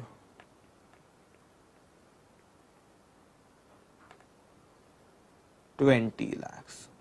मैंने कहा निकालो लॉस ऑफ स्टॉक निकालो। बोले सर उसमें क्या यूं निकालते हैं? अच्छा मैंने कहा बताओ। वो बोले sir loss of stock equals to ₹200 lakhs का उस दिन स्टॉक था जिस दिन आग लगी, और 20 सैल्वेज वैल्यू थी 20 lakhs की, तो बेसिकली लॉस ऑफ स्टॉक हुआ 180 lakhs। कितना हुआ बेटा 180 lakhs का बेसिकली लॉस ऑफ स्टॉक हुआ हमारा। वो बोले अच्छा। मैंने कहा जाओ अब असली मजा आएगा, कंसेप्ट समझना आप। मैंने कहा बताओ आप सोचो, आप भी सोचो, हमने कितने की पॉलिसी निकाल रखे थे, हमने कितने की पॉलिसी निकाल रहे थे इंश्योरेंस कंपनी के भरोसे, हम कितने पे थे इंश्योरेंस कंपनी के भरोसे पे स्टॉक रखा हुआ था 100 लाख का, ऊपर देखो 100 lakhs का। मैंने बोला नुकसान कितने का हुआ 180, तो इंश्योरेंस कंपनी देंगी क्या 180? नहीं देंगी ना। अब सर इसका मतलब क्या हुआ, तो आप खुद सोचो मैं इंश्योरेंस कंपनी से कितना मांगू। अब आप पट से बोलोगे अरे सर 100 की पॉलिसी निकाले थे, 100 इंश्योरेंस कंपनी से मांग लेंगे क्योंकि पॉलिसी तो 100 की निकालते। The answer is no. अब मैं आपको बताता हूं क्यों। अब मेरी बात ध्यान से सुनना, पहले इसका मतलब समझ लो बेटा। यहां पे जो 200 lakhs है ना, हमारे पास stock on the date of fire कितना है 200। अब बताओ हमने इंश्योरेंस कितने का निकाले थे? सिर्फ 100 lakhs का निकाले थे बेटा। इसका मतलब 100 लाख का स्टॉक किसके भरोसे है? इंश्योरेंस 100 लाख का स्टॉक इंश्योरेंस कंपनी के भरोसे, और 100 लाख का स्टॉक हमारे भरोसे। हमारा अपन मिस्टर ए नाम देते थे। तो मैंने कहा कि 100 lakhs का स्टॉक ये इंश्योरेंस कंपनी के भरोसे मेरे पास रखा है, मतलब कुछ नुकसान हुआ तो मैं उनसे लूंगा। 100 lakhs का स्टॉक जो रिमेनिंग 100 है वो हमारे भरोसे रखे, हमारा नाम रख देता अपन मिस्टर ए के भरोसे। ठीक है, बिजनेसमैन। ठीक है, दिख रहा है नहीं दिख रहा है? एक सेकेंड बेटा। इस बिजनेस का ओनर था सपोज। ठीक है, अब मैंने कहा कि सर 200 का स्टॉक था, इसका मतलब हुआ 200 का स्टॉक था, लेकिन आपने कितने की पॉलिसी निकाल रखे थे? मैंने कहा सर 100 lakhs की पॉलिसी निकाल रखा था। अच्छा, अब पॉलिसी मतलब 100 lakhs का रिस्क कवर था, अब ऑब्वियसली उसके लिए कुछ छोटा अमाउंट प्रीमियम का देना पड़ता, 20, 25, 50 जो भी इंश्योरेंस कंपनी तय करे वो हर साल देते। लेकिन आग लग गई तो फिर आपका जितने का नुकसान हो पूरा रिकवर करते हैं। तो फिर भले आपका हर साल छोटा छोटा अमाउंट जाता है, लेकिन चिंता नहीं रहती, आग लगी तो पूरा नुकसान अपन रिकवर करेंगे। लेकिन वो पॉलिसी अमाउंट अपने को ध्यान में रखना पड़ता है। जैसे जिस दिन आग लगी यहाँ पे स्टॉक कितना था, 200, पॉलिसी अपन ने कितने की निकाल दे, 100 लाख, मतलब हमारा जो स्टॉक है उस पे 100 इंश्योरेंस कंपनी के रिस्क पे रखा हुआ है। क्या मतलब हुआ, 200 में से 100 इंश्योरेंस कंपनी के रिस्क पे रखा हुआ है और बचा हुआ 100 हमारे रिस्क पे रखा हुआ है, हमारे रिस्क पे रखा हुआ है। तो मैंने कहा सर आग लगी तो ये 200 का स्टॉक था, उस दिन 20 सैल्वेज था, तो एक्चुअल में नुकसान कितने का, 180। तो हमारे दिमाग में आता है सर 180 का नुकसान हुआ, हमारे दिमाग में आता है अच्छा सर इंश्योरेंस की हमने पॉलिसी जो थी वो 100 लाख की निकाल रखे थे, तो मतलब 100 लाख इंश्योरेंस कंपनी के रिस्क पे रखा हुआ था, तो हम 100 लाख उनसे ले लेंगे, बचे हुए 80 हम बेयर करेंगे। The answer is no. आप बोलेंगे क्यों सर, ऐसा क्यों कि 100 उनसे ले लेंगे क्योंकि पॉलिसी उतने की निकाले थे और बचा हुआ 80 हम बेयर कर लेंगे। अब मैं बताता हूं ऐसा नहीं, कैलकुलेशन थोड़ा अलग होगा। आपने कहा क्यों सर, तो मैंने यहां पे लिखा बेटा एक बात बताओ, जिस दिन आग लगी उस दिन स्टॉक कितने का था, कितने का स्टॉक था, 200 का। अब मैं कहता हूं आग लगी और हमने किसे बुलाए, फायर ब्रिगेड वालों को बुलाए थे ना, ठीक है। पहले तो ये समझो 200 का स्टॉक था, इसमें 100 इंश्योर्ड था, इंश्योर्ड था मतलब इंश्योरेंस कंपनी के भरोसे पे था, और बचा हुआ 100 अनइंश्योर्ड था। ये किसके भरोसे पे था, हमारे भरोसे पे था। जो 100 इंश्योरेंस जिसका निकाले इंश्योर्ड, ये इंश्योरेंस कंपनी के भरोसे पे था, और वो बचा हुआ 100 हमारे भरोसे था। अब आग लगी, हमने कॉल किए, किसे कॉल किए, फायर ब्रिगेड वालों को। अब फायर ब्रिगेड वाले आए, उन्होंने आग को बुझाए, तो कुछ गुड्स हमने बचा ली जिसकी सैल्वेज वैल्यू कितनी है बेटा, 20। तो 20 का हमारा वो बच गया, हमारा 20। तो सर वो जो 20 है, अब भाई आग जब लगी, जब फायर ब्रिगेड वाले आग बुझाने लगे तो उन्होंने ऐसा कहे क्या, चलो चलो अच्छा 200 का स्टॉक रखा हुआ है, अच्छा इसमें से 100 इंश्योरेंस कंपनी के रिस्क पे रखा हुआ है और बचा हुआ 100 आपके रिस्क पे रखा हुआ है, तो एक काम करते, ये आपके रिस्क पे जो 100 रखा हुआ ना उसको पहले बुझाते, ये बुझाने लगे। ऐसा होता है क्या, नहीं होता ऐसा। वो तो आते हैं बुझाते हैं, तो भाई कुछ इंश्योरेंस कंपनी के रिस्क पे जो स्टॉक रखा था उसे भी बुझाए, जो हमारे रिस्क पे रखा था उसे भी बुझाए। तो भाई ये जो 20 का जो हमारा बच गया, ये जो सैल्वेज वैल्यू है, इसका बेनिफिट किसको दे। अगर मैं कहता हूं इसका बेनिफिट हम अनइंश्योर्ड मतलब हमारे रिस्क पे, ये किसके रिस्क पे रखा हुआ है, ऐसे लिखना पड़ता है। एक मेरे को इंश्योरेंस कंपनी के, देखो मैं ऐसे भी लिखता हूं और आपको भी वैसे ही लिखना। आप बोलेंगे सर ऐसे लिखे हिंदी में, हाँ, के रिस्क पे, इंश्योरेंस कंपनी के रिस्क पे, ठीक है। ये हमारे रिस्क पे, ये इंश्योरेंस कंपनी के रिस्क पे, हमारे रिस्क पे रखा हुआ है 100। अब वो फायर ब्रिगेड वाला है, उन्होंने आग बुझाए, तो उन्हें ऐसा तो नहीं बोले अच्छा ये तो इंश्योरेंस कंपनी के रिस्क का रखा हुआ है 100 लाख का स्टॉक, इसको मत बुझाओ, अरे रे रे ये ओनर के रिस्क पे यार, उसका बुझाओ गुड़, उसका बुझाओ, ऐसा नहीं हुआ। वो पूरे गुड़ पूरा पूरा पूरा आग बुझाने की कोशिश करेगा। अब वो 20 का बेनिफिट कैंसिल कौन लेगा। मैंने कहा नहीं सर वो हमारा गुड्स था, हमारे गुड्स वो 20 बचे हुए, तो मैंने कहा ठीक है 20 माइनस करो, तो ये कितना आ गया 80। तो बोलेंगे चलो ये 100 का नुकसान हुआ और वो 80, क्योंकि वो 100 में से 20 बच गए, सपोज 100 में से हमारे 100 में से 20 बच गए, तो 100 में से 20 बच गए मतलब सैल्वेज वैल्यू, वो गुड्स बिक जाएंगे, उस 20 लाख रिकवर हो जाएंगे। तो एक्चुअल में हमारा नुकसान हुआ 80 का। हम इंश्योरेंस कंपनी को बोलेंगे 100 तुम दे दो, बचा हुआ 80 हम बेयर करते, 100 और 80 180, तो देखो लॉस ऑफ स्टॉक भी 180। इंश्योरेंस कंपनी बोलेगी बेवकूफ समझो हमको, जो बेवकूफ समझो तुम हमको, जो हम पूरा का पूरा 100 बेयर कर ले। वो बोलेंगी भाई साहब आप 20 का कैसे बेनिफिट ले सकते हो, वो 20 आपको कैसे पता कि आपका ही स्टॉक है जो बचा हुआ है, आप समझते, तो फिर सर कैसे वो 20 का डिस्ट्रीब्यूशन कैसे करें। अब मेरी बात ध्यान से सुना, क्या मैं ऐसा कह सकता हूं बेटा कि जिस दिन, देखो फॉर्मूला बनाना मैं आपको सिखा रहा हूं, फॉर्मूले का जो लोग रटते उसको बाद में बात करते हो, अभी लॉजिक पहले समझ लेना। मैंने कहा सर स्टॉक जो था हमने पॉलिसी कितने की निकाले थे, 100 लाख की। जिस दिन आग लगी उस दिन कितने का स्टॉक रखा था, 200 का। पॉलिसी 100 की निकाले, जिस दिन आग लगी कितने का स्टॉक था, 200 का। अच्छा, नुकसान कितना, अच्छा इतना पहले समझो। तो जिस दिन हमने पॉलिसी कितने की निकाले, 100 की, हमने पॉलिसी कितने की निकाले, 100 की, और जिस दिन आग लगी उस दिन स्टॉक कितने का था, वो बोले सर 200 का। तो मैं क्या कह सकता हूं कि 100 डिवाइडेड बाय 200 करो, 50 आएगा।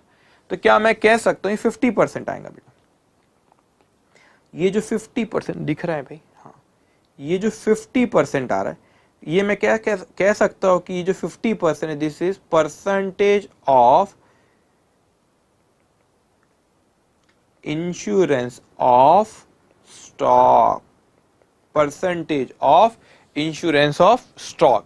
तो मैं क्या कह सकता हूं कि जो 100 डिवाइड बाय 200, 50% जो आ रहा है बेटा, कि इसका मतलब ये हुआ कि जो हमारा स्टॉक था उसमें से कितना परसेंटेज का इंश्योरेंस कर रखे थे हमने, 50% का। 200 का स्टॉक था, 100 का इंश्योरेंस कर रखे थे, कितने परसेंटेज कर रखे थे, 50%। 200 में से 100 का हमने इंश्योरेंस निकाल रखे थे, कितने प्रतिशत इंश्योरेंस कर रखे थे, 50%। ठीक है, तो this is nothing but a percentage of insurance of stock. Stock था 200 का, हमने इंश्योरेंस निकाले 100, मतलब 50% हमने इंश्योरेंस निकाल रखे थे स्टॉक का। तो इंश्योरेंस कंपनी कहती कि भाई साहब, जब आपने अपने स्टॉक का सिर्फ 50% का इंश्योरेंस निकाले थे, तो आपको जो नुकसान हुआ उसमें से भी हम 50% ही देंगे आपको। ना वो 20 का बेनिफिट पूरा आप लोगे, ना पूरा हम लेंगे। हम इसको प्रपोर्शनेट बात लेंगे, जितने प्रतिशत आपने इंश्योरेंस निकाल रखे उतने प्रतिशत आप उसको, हम लॉस को बेयर करेंगे। लॉस हुआ कितना, 180, तो 50% आपने अपने स्टॉक का इंश्योरेंस निकाले हो, तो लॉस का 50% कौन बेयर करेंगे, इंश्योरेंस कंपनी। तो ये कितना आएगा बेटा, 90। मतलब यहां पे हम इंश्योरेंस कंपनी से लेंगे 90, नुकसान कितना हुआ, 180 का, और 90 हम बेयर करेंगे। तो वो जो 20 था ना, 20, लॉजिक समझ, वो 20 का पूरा बेनिफिट इसको देते तो 100 माइनस 20 80 बचता, पूरा हम लेते तो 100 माइनस 20 80 बचता। तो ना ही तो इनको पूरा, ना ही तो हमको पूरा, दोनों को बेनिफिट दिए। कैसे, देखो आप लॉजिक, इन्होंने 50% का इंश्योरेंस निकाले थे ना, तो 20 का 50% निकालो 10, 100 माइनस 10 90, तो 90 आया यहाँ पे। और फॉर्मूला कैसे, फॉर्मूले को समझना, अभी मैं लिखा के भी देता हूँ फॉर्मूला, लेकिन इसका लॉजिक पहले समझना। स्टॉक था 200 का, आपने इंश्योरेंस निकाले थे 100 तक के, 100 के स्टॉक की, मतलब आपने 50% अपने स्टॉक का इंश्योरेंस निकाले थे, तो नुकसान भी 50% ही हम इंश्योरेंस कंपनी से लेंगे, तो वो आता है हमारा 90। तो लॉस था 180, उसका 50% 90।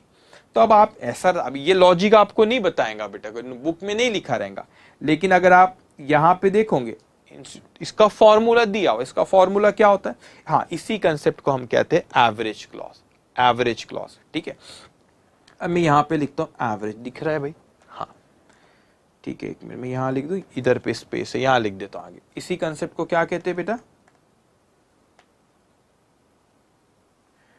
Average clause. तो जब ये एवरेज क्लॉज कहते हैं इसको, अब मैं बताता हूं एवरेज क्लॉज कब लगेगा, आराम से बस मेरी बात सुनते जाना। एवरेज क्लॉज कहते हैं इसको। तो एवरेज क्लॉज में हम कैसे कैलकुलेट करते हैं बेटा क्लेम के अमाउंट को, एवरेज क्लॉज में हम जो क्लेम रहता है उसे कैलकुलेट करते, इंश्योर्ड वैल्यू, इंश्योर्ड वैल्यू कितनी थी, insured value 100 sir, okay, divided by stock on the date of fire कितना था, 200, मल्टीप्लाई बाय लॉस कितना था, 180। तो ये तो फॉर्मूला है, वो लोग ऐसा रटते हैं, insured value divided by stock on the date of fire multiply by loss. ये लॉजिक समझो उसका, ये क्या है, वो insured value divide by stock on the date of fire, this what, percentage of insurance of stock. तो जो नुकसान हुआ, जितने परसेंटेज आपने इंश्योरेंस निकाले, उतने परसेंट हम इंश्योरेंस कंपनी से लेंगे, इसे क्या कहते हैं, एवरेज क्लॉज। तो मैं सोचने लगा सर कि 200 में से 100 का स्टॉक हमने 200 का स्टॉक था, उसमें 100 का इंश्योरेंस निकाले थे, मतलब 100 का इंश्योरेंस कंपनी के भरोसे, 100 का हमारे भरोसे। तो जो नुकसान हुआ, मतलब 50% उन्हें 200 में से 100 का हमने निकाल रखे थे, 50% इंश्योर्ड था, मतलब जो नुकसान हुआ उसका 50% इंश्योरेंस कंपनी बेयर करेंगी, 50% हम बेयर करेंगे। नुकसान हुआ 180 का, उसका 50% 90। तो वो इंश्योरेंस कंपनी से लेंगे, बचा हुआ 90 हम बेयर करेंगे। लेकिन मैं सोचने लगा सर ये एवरेज क्लॉज आपने सेकंड एग्जांपल में लगा दी, लेकिन यहां पे अगर मैं देखूं फर्स्ट एग्जांपल में तो आपने एवरेज क्लॉज लगाए ही नहीं थे। यहां पे लॉस ऑफ स्टॉक था 70, पूरा का पूरा 70 मैं उनसे लूंगा। किन से लूंगा बेटा? पूरा का पूरा 70। मैं यहां पे बोलूं मेरा नुकसान हुआ 70 का, तो मैं इंश्योरेंस कंपनी से क्लेम करने लगा। क्लेम जो रहेंगे ना फुल क्या फुल भैया, लॉस ऑफ स्टॉक जितना हुआ पूरा मैं इंश्योरेंस कंपनी से लूंगा। अच्छा, यहां पे पूरा 70 इंश्योरेंस कंपनी से ले रहे हो, यहां पे 180 पूरा नहीं ले रहे हो। अरे भाई साहब, यहां पे मेरा लॉस ऑफ स्टॉक जो था, जो मेरा stock on the date of fire था वो 80 है, और वहां पे कितना है बेटा? पॉलिसी कितने की निकाला? 100 की। मतलब पूरा का पूरा 80 इंश्योरेंस कंपनी के ही भरोसे पे था, पूरा का पूरा 80 इंश्योरेंस कंपनी के ही रिस्क पे था। लेकिन यहां पे मेरे पास जिस दिन आग लगी स्टॉक था 200 का, मगर इन पॉलिसी निकाला था मैंने 100 की। इसका मतलब पूरा का पूरा उनके रिस्क पे नहीं था, 200 में से उनके रिस्क पे था 100, मेरे रिस्क पे था 100। तो जब भी आपका stock on the date of fire if more than the policy amount, then this concept of average clause will apply. ये एवरेज क्लॉज का कंसेप्ट होता है और क्लेम इस तरीके से फॉर्मूला लगा के कैलकुलेट करते। लेकिन अगर आपका stock on the date of, मैं लिखा के दूंगा, मेरी बात सुनना पहले, stock on the date of fire अगर पॉलिसी अमाउंट से कम है बेटा, अगर पॉलिसी अमाउंट से कम है तो फिर तो एवरेज क्लॉज नहीं लगेगा, क्योंकि पूरा का पूरा किसके भरोसे बेटा? इंश्योरेंस कंपनी के भरोसे है। ओके, ठीक है। अभी इसको मैं लिखा के दूंगा, दोनों condition, when stock on the date of fire कभी ज्यादा हो सकती है पॉलिसी अमाउंट से, कभी कम हो सकती है। तो कैसे कैलकुलेट करना उस पर बात करेंगे।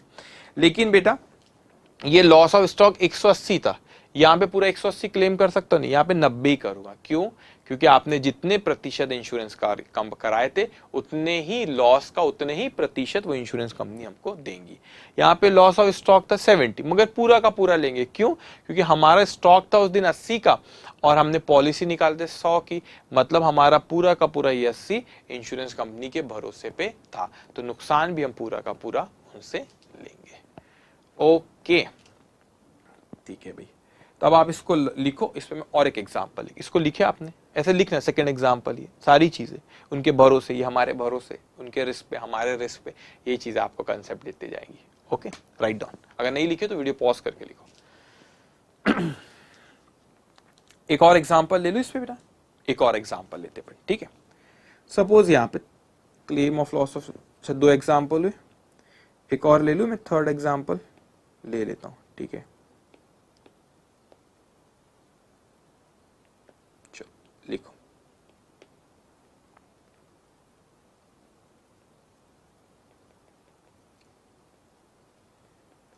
Third example. ओके, चलिए। इंश्योर्ड अमाउंट, इसे हम क्या कहते हैं? Policy amount.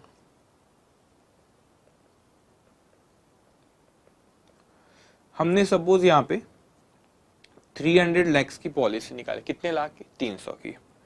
आग लगी, साथ में लिखते जाओ मेरे, stock on the date of fire, जिस दिन आग लगी उस दिन कितने का स्टॉक था? 40 लाख का।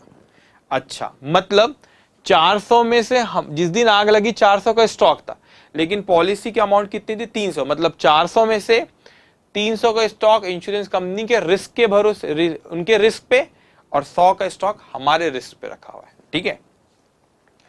सैल्वेज गुड्स, सैल्वेज वैल्यू कितना बेटा? 40 लाख। ओके, तो बताओ लॉस ऑफ स्टॉक, तो आप फट से बोलेंगे sir loss of stock, stock on the date of fire, जिस दिन आग लगी कितने का स्टॉक था? 400 लाख का। अच्छा, सैल्वेज कितना था? 40 लाख, तो नुकसान कितने का हुआ? 360। तो 400 में से 40 का बच गया, तो 360 का नुकसान हो गया, ठीक है, 360 का नुकसान हो गया। अब वही बात आती है, आप बोलेंगे सर चलो 360 का नुकसान हुआ, हमने इंश्योरेंस निकाल दिया 300 से, तो ले लो 300 उनसे 60 हम बेयर कर लेंगे। मतलब भाई साहब, वो नहीं देंगी हमको 300, वो बोलेंगी जितने प्रतिशत तुमने इंश्योरेंस निकाले थे अपने स्टॉक का उतने ही प्रतिशत हम लॉस का तुमको देंगे। सही भी बात है। तो हाँ, यहाँ पे एवरेज क्लॉज लग जाता है। यहाँ पे फिर क्लेम का अमाउंट अलग हो जाता है।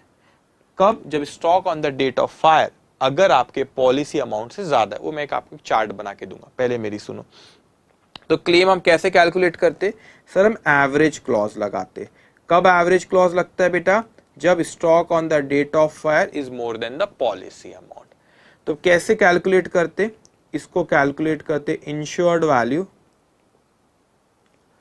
डिवाइडेड बाय, ये फॉर्मूला बने कैसे वो इंपॉर्टेंट है, stock on the date of fire multiply by loss. अभी फॉर्मूला बना कैसे वो इंपॉर्टेंट है बेटा। अब देखो बताओ कि इंश्योर्ड वैल्यू कितनी थी, आपने पॉलिसी कितने की निकाल रखे थे? 300 लाख की। लेकिन जिस दिन आग लगी उस दिन कितने का स्टॉक था? 400 का। तो आप मेरे को बताओ ये कितने परसेंटेज आता है? 75% आता है। इसका मतलब क्या होता है 75% का बेटा? मतलब हमारा जो स्टॉक है वो 75% इंश्योरेंस कंपनी के रिस्क पे हमारे पास है और बचा हुआ 25% हमारे रिस्क पे रखा हुआ है। तो this 75% is nothing but percentage of insurance of stock, percentage of insurance of stock है बेटा। ओके, अब मेरे को बताइए बेटा एक्चुअल में आपका कितने का नुकसान हुआ? तो 75% इंश्योरेंस कंपनी के रिस्क पे था, मल्टीप्लाई बाय लॉस करते, लॉस कितने का है? 360। तो 360 का 75% वो हमको देंगी। वो कितना आता है? 270। तो हम पूरा का पूरा ये लॉस 360 इंश्योरेंस कंपनी से नहीं मांगेंगे। हम कितना मांगेंगे बेटा उनसे? 270, क्योंकि लॉस हुआ 360 लेकिन हमने 75% ही अपने स्टॉक का इंश्योरेंस करा रखे थे, तो वो नुकसान का भी 75% ही हमको देंगी। ओके, तो ये समझे, इसे हम क्या कहते हैं? Average clause. लेकिन कब एवरेज क्लॉज लगता है? जब stock on the date of fire आपका पॉलिसी अमाउंट से ज्यादा है। ठीक है, चल अब एक काम करें, आपने लिखे थर्ड एग्जाम्पल बेटा, ये रहा हमारा थर्ड। मेन क्वेश्चन पे आने को भी समय है, इतनी ये चीजें इतनी स्ट्रांग कर लो एक कंसेप्ट, फिर मेन क्वेश्चन पे आऊंगा आप यूं आराम से आपको हर कंसेप्ट समझा रहेगा। ठीक है, अब ये थर्ड एग्जाम्पल लिखे बेटा। अब इसके बाद इसके नीचे लिखना claim of loss of stock. लिखो claim of loss of stock. ठीक है बेटा, आपने हेडिंग दी claim of loss of stock. दो पॉसिबिलिटी है मेरा लॉस ऑफ स्टॉक हुआ। तो मैंने बोला क्या दो पॉसिबिलिटी है? वो दो पॉसिबिलिटी कुछ इस तरह है, stock on the date of fire is less than the policy amount. Policy amount से कम है मेरा, जिस दिन स्टॉक जो था वो पॉलिसी अमाउंट से कम रखा है। एक हो सकता है stock on the date of fire is more than the policy amount, is more than the stock on the date of fire less than the policy amount, stock on the date of fire is more than the दो possibility. पहले इस पे बात करते हैं। तो यहां पे हम बेटा क्लेम कैसे कैलकुलेट करते हैं? क्लेम कैसे कैलकुलेट होगा?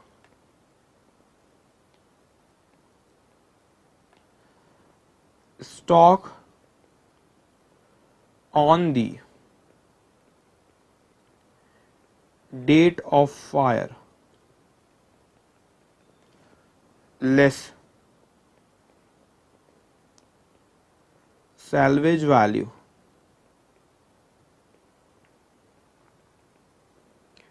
जो भी फिगर आएंगी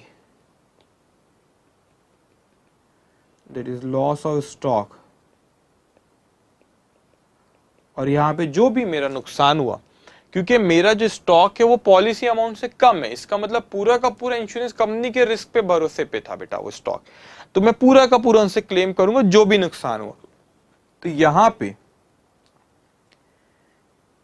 क्लेम इक्वल्स टू, ये तो आप ऐसा लिखो, जो आपका लॉस ऑफ स्टॉक है वही आप इंश्योरेंस कंपनी से क्लेम करोगे, इसे कहते हैं फुल क्लेम। पूरा का पूरा वही हम इंश्योरेंस कंपनी से क्लेम करेंगे, ठीक है, क्योंकि पूरा उनके भरोसे पे, तो जो नुकसान हुआ पूरा का पूरा हम उनसे लेंगे, ये लिखना है आपको। अब दूसरी पॉसिबिलिटी बेटा कि मेरा जो स्टॉक है पॉलिसी अमाउंट से ज्यादा है, मतलब पॉलिसी अमाउंट से ज्यादा है मतलब कुछ इंश्योरेंस कंपनी के रिस्क पे, कुछ मेरे रिस्क पे, तो कुछ एवरेज क्लॉज लाएंगे, जितने प्रतिशत हमने इंश्योरेंस निकाल रखे अपने स्टॉक का उतने प्रतिशत इंश्योरेंस कंपनी हमारे लॉस को देंगी, हमें जो लॉस हुआ। तो कैसे कैलकुलेट करते हो, एवरेज क्लॉज। तो यहाँ पे पहले तो अपने को लॉस निकालना पड़ेगा, यहाँ पे भी लॉस कैसे निकलेगा, वैसे ही जैसे निकालते नॉर्मल, तो वे लिख देता हूं मैं, स्टॉक ऑन दी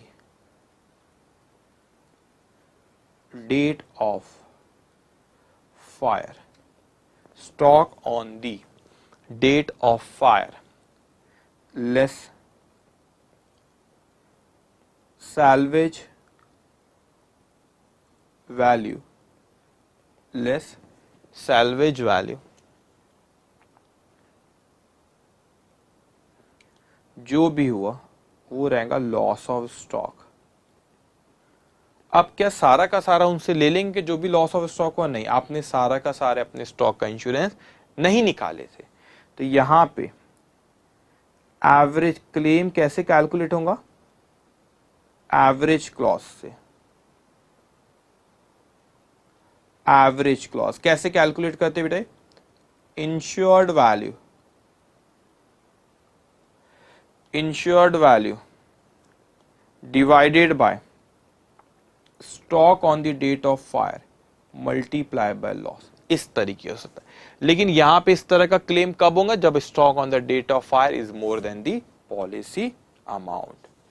ओके, चलिए लिखेंगे बेटा इसे आप, ओके।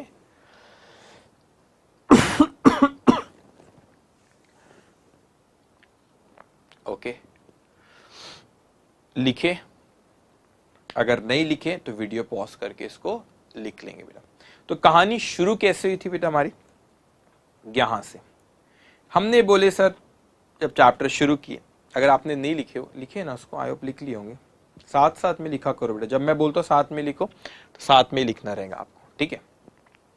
शुरू कैसे हुई थी कहानी, हमने बोले कि सर ठीक है, अब वो मिस्टर ए को बोले देखो देखो आपका 50 लाख का गारमेंट्स में स्टॉक रखा रहता है, आप इंश्योरेंस निकाल लो। उसने बोला ठीक है निकाल लेता हूँ। तो मैंने बोला नुकसान हुआ हम भरपाई करेंगे। तो इस चैप्टर में आपको loss of stock, loss of profit पढ़ना है। तो हमने लॉस ऑफ स्टॉक से शुरू करें, फिर हमने बोले देखो यहाँ पे पॉलिसी निकाले, आग लगी तो फिर हमने बोले जितने का जिस दिन आग लगी उस दिन कितना स्टॉक था, सैलवेज वैल्यू माइनस करे, बचा हुआ क्या रहेगा, लॉस ऑफ स्टॉक। तो जो लॉस ऑफ स्टॉक हो वो इंश्योरेंस कंपनी से क्लेम करेंगे। फिर हमने कुछ एग्जांपल्स देखे इस पे ये। लेकिन बेटा क्या होता है, एवरेज क्लॉज कब लगता है, when stock on the date of fire is more than the policy amount, in that case average clause will apply. और उसमें इस तरीके से क्लेम कैलकुलेट होता है। और हमने आपको लॉजिक भी बताया कि फॉर्मूला, सब ऐसा फॉर्मूला आपको याद रहे, फॉर्मूला बना कैसे वो इंपॉर्टेंट है, ठीक है। चलिए अब एक बड़ी इंपॉर्टेंट बात आती है, मैं जब से बोल रहा हूँ stock on the date of fire, यहाँ पे दे दिया था मैंने stock on the date of fire 400, यहाँ पे बोला stock on the date of fire 200, यहाँ पे बोला stock on the date of fire 80, यहाँ पे बोला कि ये सर्वेयर आता है, पहला क्वेश्चन पूछा बताओ, दूसरा क्वेश्चन पूछा बताओ स्टॉक रिकॉर्ड दो। उस स्टॉक रिकॉर्ड से मैं देखूंगा कि जिस दिन आग लगी उस दिन कितने का स्टॉक था, मैं चेक करूंगा। मगर भाई साहब इतनी आप बातें कर रहे हो, stock on the date of fire, stock on the date of fire, मुझको एक बात बताओ, जिस दिन आग लगी हमारे शोरूम में या हमारे गोडाउन में, तो क्या ये पॉसिबिलिटी भी नहीं है, ये पॉसिबल नहीं है बेटा कि आग लगी, जो स्टॉक का हिसाब किताब वहां पे रखा हुआ था वो भी जल गया, कि आग ऐसा बोलेंगी, नहीं नहीं नहीं नहीं, आपको कैसे जला सकते हैं हम, आप तो हमारा रिकॉर्ड मेंटेन करें स्टॉक का पूरा, आपको नहीं जलाते, हम थोड़ा सा साइड में होके जाते और गुड्स जो रखे उसको जलाते, ऐसा कुछ होगा क्या, नहीं, वो स्टॉक रिकॉर्ड को भी चलाएंगे बेटा। तो इसमें था तो लॉस ऑफ स्टॉक तो ये ऐसे ही निकालना है। तो इंस्टीट्यूट आपको यूं ही मार्क्स नहीं देंगी ना, 10 से 12 मार्क इस चैप्टर से एग्जामिनेशन में आ सकता है, 8 से 12 मार्क का। तो इंस्टीट्यूट इसमें क्या है, 3 स्टेप, ये तो 4 स्टैंडर्ड के बच्चे को भी पूछेंगे करो तो बोलेगा हाँ फॉर्मूला लगाओ कैलकुलेट कर लेंगे, उसमें क्या है। लेकिन मेन मजा अब आएगा stock on the date of fire के। कि भाई आग लगी, अब बोलेंगे sir stock on the date of fire, ये क्वेश्चन मार्क है सपोज, मैंने कहा आप मेरे को बताओ stock on the date of fire, ये क्वेश्चन मार्क है, अब आपके नोट्स में लिखो stock on the date of fire, अब कंसेप्ट समझते हैं। अब मैंने कहा ठीक है sir stock on the date of fire, ये बहुत ही बड़ा क्वेश्चन मार्क है, मेरे को पता लगाना कि जिस दिन आग लगी उस दिन स्टॉक कितना था। मतलब कौन सी बड़ी बात है। मैंने बोला जाओ जाओ जाओ और कर लो फिजिकल वेरिफिकेशन, फिजिकल वेरिफिकेशन कर लेते जाके। अरे भाई साहब फिजिकल वेरिफिकेशन कहां से करेंगे, अगर जो गुड्स जल गए वो तो जल गए, उन्हें कहां से काउंट करूं मैं कि कितने थे, जिस दिन आग लगी उस दिन कितने का स्टॉक थे, कहां से काउंट करूं। फिजिकल वेरिफिकेशन पॉसिबल नहीं है। आप बोलेंगे हमने पढ़े थे फाउंडेशन में सर इन्वेंट्री में वो फिजिकल वेरे, भैया फिजिकल वेरिफिकेशन रहेगा तो करोगे ना, जल गए वो कहां से करोगे, पॉसिबल नहीं है। जिस दिन आग लगी उस दिन कितने का स्टॉक था, फिजिकल वेरीफाई करना। सही है सर। सर हमने ना वहां पे और एक चीज पढ़े थे, मतलब क्या पढ़े थे बताओ, स्टॉक रिकॉर्ड कहते, हमने तो बड़ी बड़ी मैथड भी पढ़ ली थे वहां पे, मतलब क्या पढ़े थे आपने, फीफो पढ़े थे, वेटेड एवरेज मेथड से निकलता है सर, लीफो से निकलता है। मैंने बोला भाई साहब फिजिकल गुड्स जल गए, गुड्स के साथ साथ में स्टॉक रिकॉर्ड भी तो जल सकते हैं ना, वो भी जल गए, ओहो ये भी जल गए तो पॉसिबल नहीं है। तो फिजिकल वेरिफिकेशन भी नहीं कर पा रहे बेटा, और हम स्टॉक रिकॉर्ड से भी नहीं पता लगा पा रहे। लेकिन मेरे सामने तो ये क्वेश्चन अराइज होता है ना कि जिस दिन आग लगी उस दिन स्टॉक कितने का था, वही तो है ना क्वेश्चन। वो तो हम इन एग्जांपल्स में ले लिए फिगर, लेकिन हमको ये तो बताओ प्रैक्टिकली फिजिकल वेरिफिकेशन नहीं हो सकता, स्टॉक रिकॉर्ड भी जल गए, मैं कैसे स्टॉक निकालूं, जिस दिन आग लगी कितने का स्टॉक था वही नहीं पता, तो मैं कैसे कैलकुलेट करूंगा। बात तो सही है। अब वही इंपॉर्टेंट चीज है कि कैसे हम वो कैलकुलेट करेंगे, तो समझते। मैंने कहा देखो बच्चों, हमारा साल कब शुरू हुआ था, एग्जाम्पल में ख्याल है आपको, हमारा साल शुरू हुआ था 1/4/2020 को, ये साल खत्म होता है 31 मार्च 2021 को, ठीक है। अब हुआ क्या, यहां पे आग लगी, कब आग लगी, 30 जून 2020 को आग लगी, यहां पे this is date of fire, हाँ ये तो है डेट ऑफ फायर, ठीक है सर। मेरा उद्देश्य, मेरा इंटेंशन यहां पर यह है कि आप ये पता लगाओ जिस दिन आग लगी, stock on the date of fire, जिस दिन आग लगी उस दिन कितने का स्टॉक रखा था वो मुझे पता लगाना है। जिस दिन आग लगी उस दिन कितने का स्टॉक रखा हुआ था वो मुझे पता लगाना है। बात तो सही है। अब यहां आग लग गई, गुड्स तो जल गए, तो फिजिकल वेरिफिकेशन नहीं हो सकता। स्टॉक रिकॉर्ड भी जल गए तो वो स्टॉक रिकॉर्ड भी चेक नहीं हो सकते, वहां से भी नहीं पता लग सकता। तो मैं सोचने लगा कैसे इसको हम कैलकुलेट कर सकते बेटा। So do you remember trading account, final account बनाएंगे ना बेटा आपने, हाँ। तो ट्रेडिंग अकाउंट पता है आपको, ठीक है। अब आप समझो मैं क्या कहना चाह रहा हूं आपसे। मैंने कहा सर एक काम करते, ये जो वक्त है ना हमारा, मतलब जहां से साल शुरू हुआ है, जहां से साल शुरू हुआ है वहां से जहां तक आग लगी है, अगर इतने पीरियड का ट्रेडिंग अकाउंट बनाऊं तो वहां पे क्लोजिंग स्टॉक आता है ना, अगर यहां से यहां तक बनाओ मतलब क्लोजिंग स्टॉक यहां पे आएगा, मतलब इस तारीख को आग लगी, क्लोजिंग स्टॉक वही है जिस तारीख को आग लगी, इस तारीख का क्लोजिंग स्टॉक, मतलब that is stock on the date of fire ही हुआ ना, क्योंकि ये डेट ऑफ फायर है, stock on the date of fire. तो क्लोजिंग स्टॉक जो यहां पे आएगा that is stock on the date of fire. लेकिन ट्रेडिंग अकाउंट यहां से यहां तक ही बनाना पड़ेगा, इस पीरियड से इस पीरियड तक के का ही। आप बोलेंगे सर कैसी बात कर रहे हो, तो मतलब आप ट्रेडिंग अकाउंट इसलिए बनाना चाह रहे हो कि वहां से आप जो मिसिंग फिगर है वो stock on the date of fire निकाल लो, क्लोजिंग स्टॉक इस तारीख का, that is nothing but stock on the date of fire. हाँ मैंने बोला वही तो कह रहा हूं। आप कैसी बात कर रहे हो सर, हमने तो पढ़े थे पहले जब फाइनल अकाउंट बनाते थे, वहां पर तो हम जो ट्रेडिंग अकाउंट बनाते थे ना, तो वहां पे तो हमारा बैलेंसिंग फिगर वो ग्रॉस प्रॉफिट आया करता था। हाँ बात तो सही है, बैलेंसिंग फिगर तो ग्रॉस प्रॉफिट आया था, मैं तो यहाँ बैलेंसिंग फिगर, मेरे को तो क्या निकालना है, स्टॉक निकालना है, क्लोजिंग स्टॉक। तो कैसे निकलेगा हम उस पर बात करते हैं। देखो मैंने कहा कि चलिए सर मैं एक अकाउंट बनाता हूं, उस अकाउंट का नाम मैंने रखा इस पीरियड का, मैंने उस अकाउंट का नाम रखा ट्रेडिंग अकाउंट, ट्रेडिंग अकाउंट नाम रखा। और वो कहां से बेटा, 1/4/2020 से लेके 30 जून 2020 तक, सिर्फ वो 3 महीने का। अच्छा मैंने बोला क्यों बना रहे, मैंने से stock on the date of fire निकालेंगे। मैंने बताओ बताओ कैसे निकालोगे stock on the date of fire, तो कुछ इस तरह निकलेगा। ठीक है, मैंने कहा चलो बनाते अपन सोचते। तो अब सबसे पहले इतने पीरियड का बनाना, यहां से कहानी शुरू करते। मैंने बोला यहाँ पे ओपनिंग स्टॉक लिखेंगे, बोला हाँ ओपनिंग स्टॉक, वो कहां से लाएंगे, पिछले साल का क्लोजिंग स्टॉक, वो तो पता रहेगा ना, बैलेंस शीट पता है, ठीक है, बैलेंस शीट होंगी हमारी, वहां से हमको पता चल जाएगा पिछले साल की बैलेंस शीट से। हमारा अकाउंटेंट, हमारे चार्टर्ड अकाउंटेंट होंगे, उनको पूछेंगे आपने ऑडिट किए थे बताओ, वो हमको पता चल जाएगा। तो हमारे पास ओपनिंग स्टॉक यहाँ पे, तो मैंने लिखा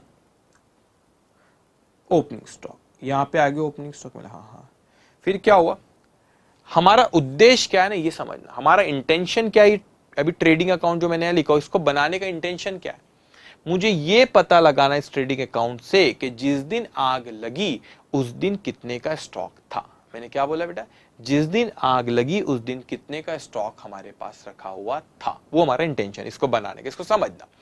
अब ओपनिंग स्टॉक लिखा मैंने, हाँ ठीक है।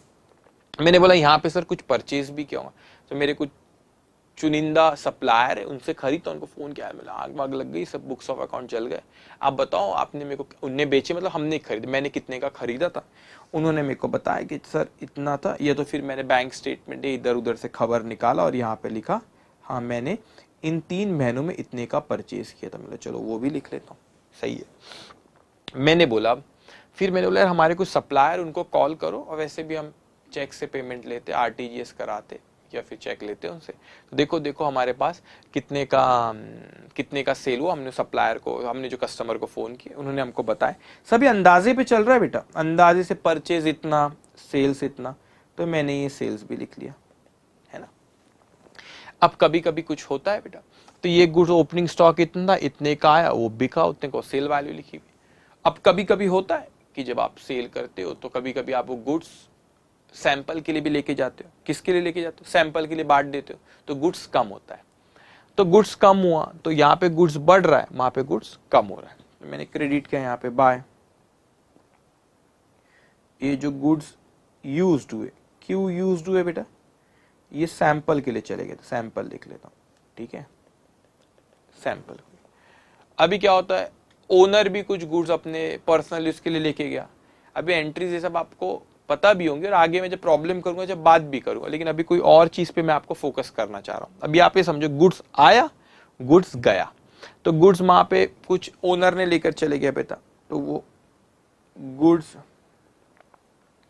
जो कुछ यूज्ड हुए, कैसे यूज्ड हुए, ओनर ने लेके चले गए, तो वो भी गुड्स चले गए, हम जिस दिन आग लगी हमारे पास नहीं थे, कुछ सैंपल में हमने दे दिए, सैंपल में बांटते ना, सैंपल फ्री सैंपल, देखो कैसा है गुड्स हमारा, बांटते, तो वो बांट दिए, तो वो भी गुड्स हमारे पास था नहीं।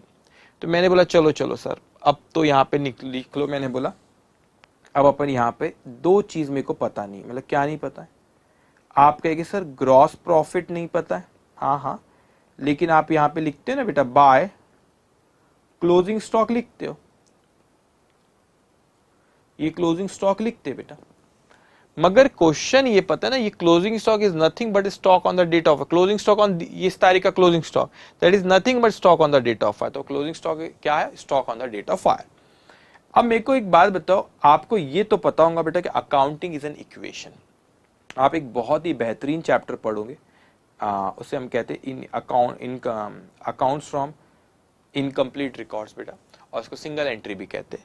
वहां पर आप देखोगे कि अकाउंटिंग एक इक्वेशन है, आप कोई भी मिसिंग फिगर जो है वो एक ही निकाल सकते हो, जो टोटल डेबिट है वही टोटल क्रेडिट है, ये आपको पता है बेसिक अकाउंटिंग, जितने से डेबिट की टोटल वो क्रेडिट की टोटल, हमेशा ट्रायल बैलेंस टैली होती है।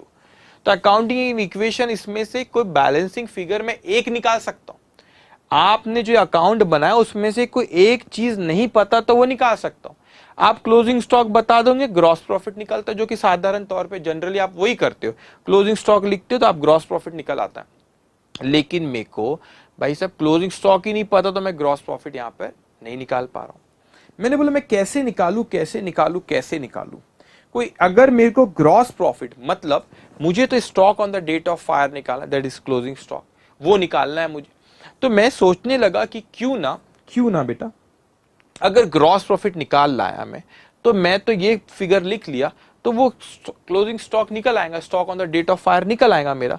तो ये फिगर अगर मैंने जमा लिया तो वो फिगर निकल आएगी, है ना। तो बोले ये कैसे जमाऊं, तो मैं सोचने लगा हाँ ग्रॉस प्रॉफिट, तो प्रॉफिट किस पे कैलकुलेट होता, सेल्स पे होता। अच्छा, अगर मुझे ये पता है कि जो मैंने गुड्स बेचा हूं, अगर मुझे ये पता है कि जो गुड्स मैंने बेचा हूं उस पे कितने प्रतिशत ग्रॉस प्रॉफिट, कितना प्रॉफिट मार्जिन है, तो वो प्रॉफिट मार्जिन को अगर मैं यहां पे लिख दूं तो क्लोजिंग स्टॉक मेरी बैलेंसिंग फिगर आ जाएंगी। अच्छा, इसका मतलब बेटा ये जो ग्रॉस प्रॉफिट है, ख्याल रखना ये किस पे कैलकुलेट होता है, इसे हम कैलकुलेट करते हैं ग्रॉस प्रॉफिट रेशियो कहते हैं, ठीक है। वो ग्रॉस प्रॉफिट रेशियो किस पे लगाते हैं हम, सेल्स पे लगाते हो। तो अगर उसने बोला 20% इज ग्रॉस प्रॉफिट रेशियो, मतलब आपका सेल्स पे 20% का प्रॉफिट है ना। तो मैं उसको 20% यहां लगा लूं, वो सेल्स का 20% यहां पे लिख दूंगा। अगर ये लिख दिया तो क्लोजिंग स्टॉक खुद ब खुद आ जाएगा, balancing figure stock on the date of fire. लेकिन आप बोलेंगे सर ऐसे हमको आदत नहीं है, हमने तो जब फाइनल अकाउंट पढ़े थे तो उसमें हम ट्रेडिंग अकाउंट बनाते थे, तो उसमें तो क्लोजिंग स्टॉक क्वेश्चन में देता था और इसको बैलेंसिंग फिगर ग्रॉस प्रॉफिट निकालते थे। सही बात है बेटा, लेकिन यहां पर मेरा उद्देश्य ग्रॉस प्रॉफिट निकालना नहीं है, मेरा उद्देश्य है कि stock on the date of fire निकालो। अब हाँ बोले सर बात तो सही है, लेकिन आप मेरे को कुछ अटपटा लग रहा है। मतलब क्या अटपटा लग रहा है आपको? आप कहते हो सर, आप कहते हो कि ये परचेज की फिगर हम सप्लायर से पूछेंगे, सेल्स की फिगर हम कस्टमर से पूछेंगे, आप इस तरीके से फिगर निकाल रहे हो, तो डर ही लग रहा है, इसमें कुछ पक्का नहीं दिख रहा।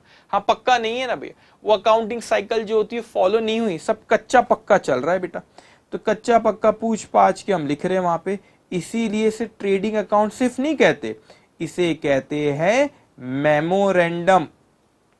क्या कहते हैं इसे? Memorandum trading account. Why we call it memorandum trading account बेटा? क्योंकि सब कच्चा पक्का है, ऐसे लिख भी देता हूं मैं, कच्चा है, एस्टिमेटेड बेसिस पे चल रहा है। अच्छा, तो वो जो अकाउंटिंग साइकिल होती है, कौन सी अकाउंटिंग साइकिल बेटा? वो हम जो सबसे पहले एंटिटी, फिर ट्रांजैक्शन, फिर एंट्री करते हैं, फिर उसको लेजर में लिखते हैं, फिर पोस्टिंग करते हैं, लेजर बनाते हैं, फिर पोस्टिंग करते हैं, फिर बैलेंसिंग करते हैं, फिर ट्रायल बैलेंस बनती है, फिर आप बैलेंस फाइनेंशियल स्टेटमेंट, वो सब नहीं हो रहा। अच्छा वैसा नहीं, अरे जल गए रिकॉर्ड्स, आग लगी जल गए रिकॉर्ड। अच्छा वैसा नहीं हो रहा, तो कैसा हो रहा है? हमने पिछले साल के यहाँ से क्लोजिंग स्टॉक, इस साल का ओपनिंग स्टॉक सप्लायर से पूछे, पर फिर हमने कस्टमर से पूछे और फिगर अच्छा कच्चा पक्का चल रहा है सब। इसीलिए ये ट्रेडिंग अकाउंट नहीं है, ये मेमोरेंडम ट्रेडिंग अकाउंट है। मेमोरेंडम मतलब ये कच्चा पक्का आपने लिखे, मेमोरेंडम ट्रेडिंग, एस्टिमेटेड बेस, कच्चा है, मतलब हम इसको हिंदी में कच्चा कहते हैं, ये एस्टिमेटेड बेसिस पे। अच्छा, तो आपका ग्रॉस प्रॉफिट अगर सपोज रेशियो 20%, तो वो सेल्स पे, तो सेल्स का 20%, ये भी पता लग जाएगा। तो मेरा stock on the date of fire, और can call it closing stock, वो हम पता लगा रहे, that is a balancing figure. अच्छा, तो इस तरीके से मैं इसको पता लगा सकता हूं, ठीक है। अब आपसे ना दो चीज और डिस्कस कर, पहले मेरी सुन लो, इसको बाद में लिखना, पहले मेरी बात सुनना। जब मेरे को यहाँ पे stock on the date of fire पता चल गया, फिर जो भी तरीका हो, ये होगा या वो होगा, stock on the date of fire लिखेंगे, बस हो गया। मगर इंस्टीट्यूट है ना, इतने आसानी से आपको थोड़ी ना प्लेट सजा के देंगी, लो stock on the date of fire. ये मेहनत कराएंगी इंस्टीट्यूट आपसे, ये सॉल्व करवाएंगी और फिर आप यहाँ पे stock on the date of fire आएगा। अब कुछ बातें और करना है, मेरी बात आप ध्यान से सुनो। हमें क्या इंटेंशन था मेरा मेमोरेंडम ट्रेडिंग अकाउंट बनाने का? जो अब सुनो, जो फाइनेंशियल अकाउंटिंग करते, जो नॉर्मल ट्रेडिंग अकाउंट बनाते, ये क्या वो है क्या? नहीं, ये वो नहीं है, ये मेमोरेंडम ट्रेडिंग अकाउंट है। यहां पर हम फिगर्स लिख रहे हैं क्योंकि हमको stock on the date of fire, you can call it closing stock, हमको पता लगाना है, ठीक है। तो हमने सारी फिगर्स लिखे, पूछ इधर उधर से पूछ के, और फिर क्लोजिंग स्टॉक और stock on the date of fire हमने पता लगाए। अब आपको दो चीज आपसे और मुझे बात कर रहा है, अभी पहले मेरी सुनना, समय बहुत है, बाद में आप उसको लिखते रहना बेटा, ठीक है। अभी देखो यहां पे इसी के आगे नीचे अब लिख रहा हूं, मेरे सामने एक पॉइंट आता है सर, ग्रॉस प्रॉफिट। ये क्या है सर ये ग्रॉस प्रॉफिट? ये ग्रॉस प्रॉफिट है क्या? मैंने कहा जो आपने बेचे उस पे आपको जो आपका प्रॉफिट था उसको हम ग्रॉस प्रॉफिट कहते हैं। तो सेल्स का जो ग्रॉस प्रॉफिट सेल्स पे रहता है उसका ग्रॉस प्रॉफिट यहां पे लिखे तो वो एक ही चीज बच गई। अकाउंटिंग इज एन इक्वेशन, एक कोई मिसिंग फिगर निकाल लाओगे तो ये आपने लिख लिए तो वो आ जाएगा आपका stock on the date of fire, है ना। लेकिन ये ग्रॉस प्रॉफिट रेशियो क्या क्वेश्चन में दिया हुआ होता है कि हमारा सेल्स पे इतने % प्रॉफिट है? हाँ, क्वेश्चन में दिया हुआ हो भी सकता है, ये क्वेश्चन में नहीं भी दिया हो सकता। Suppose if given in question में आपको ये ग्रॉस प्रॉफिट दिया हुआ है, applied that GP ratio two calculate gross profit. जो जीपी रेशियो आपको क्वेश्चन में दिया रहेगा वो सपोज 20%, तो सेल्स का 20% लेके ले लेंगे, है ना। लेकिन कभी कभी वो क्वेश्चन में नहीं देता, if not given in question, कभी कभी नहीं देता। इन दैट केस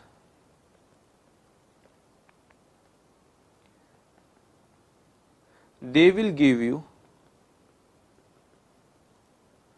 last year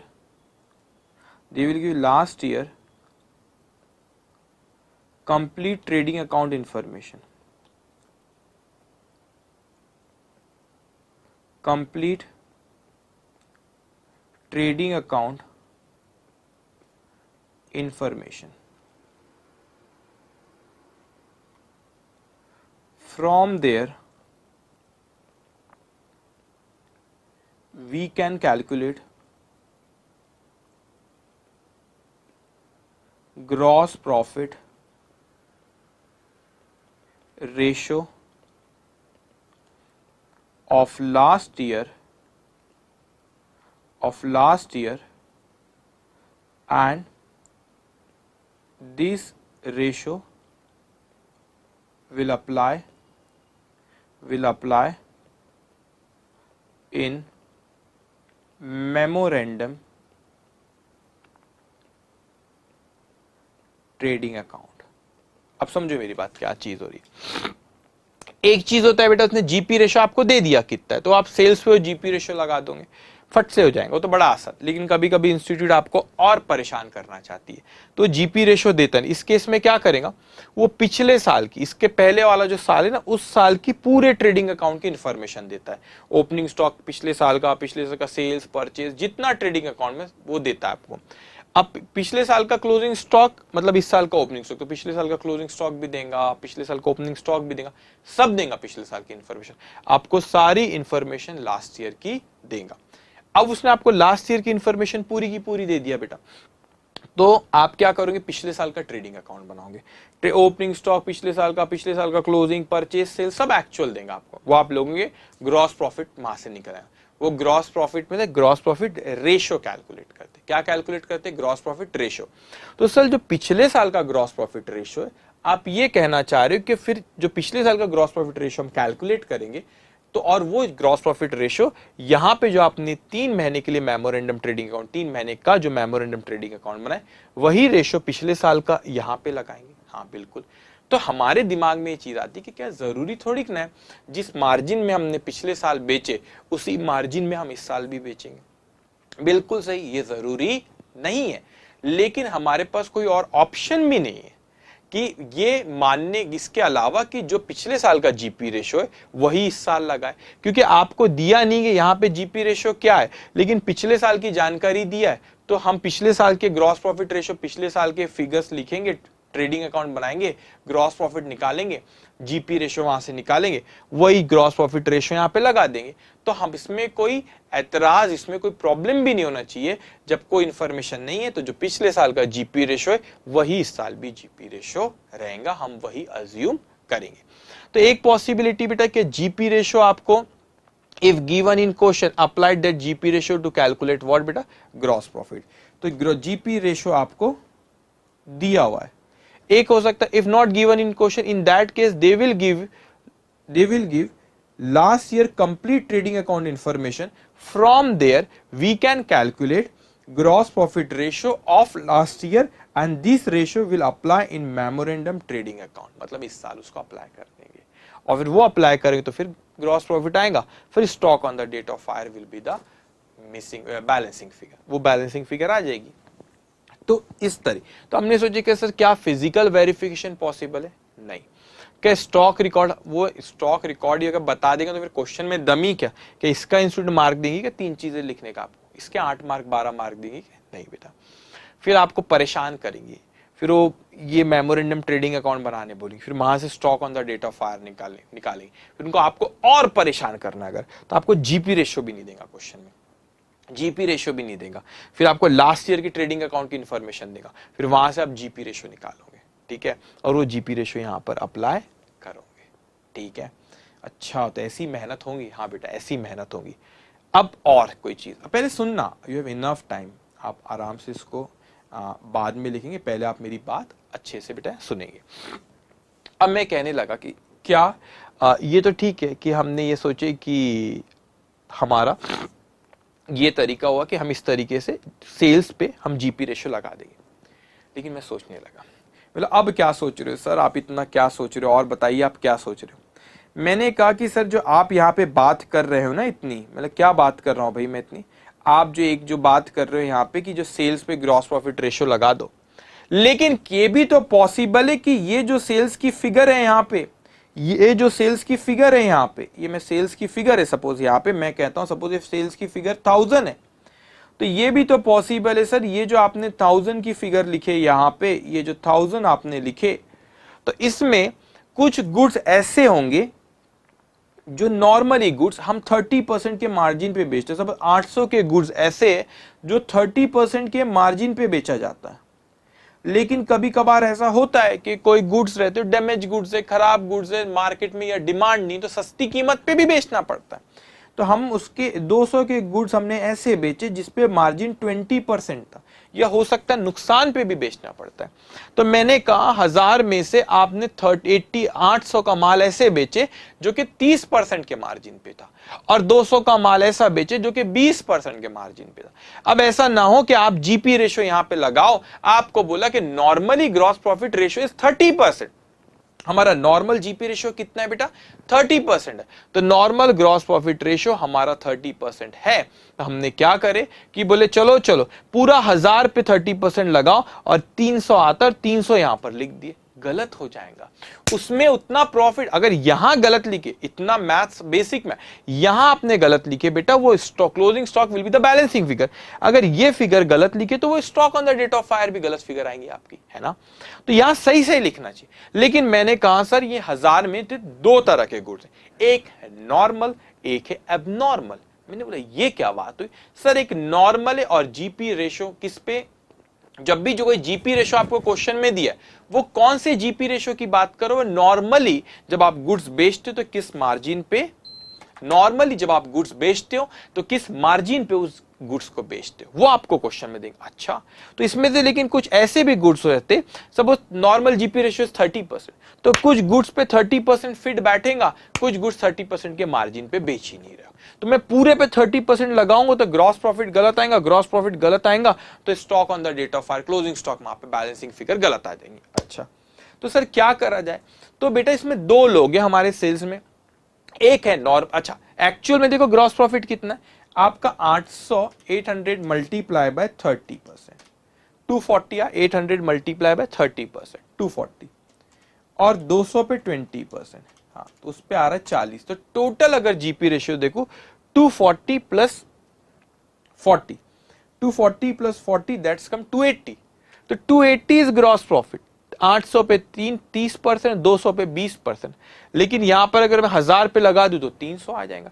यहां 280 के बदले अगर मैंने 300 लिखा तो वहां पे मेरा क्लोजिंग स्टॉक भी ज्यादा का आएगा, आएगा नहीं आएगा, तो यहां पे वो गलत हो जाएगा। इसीलिए मेरे को सही सही ग्रॉस प्रॉफिट लिखना। तो इसमें कुछ नॉर्मल गुड्स है, कुछ एबनॉर्मल है।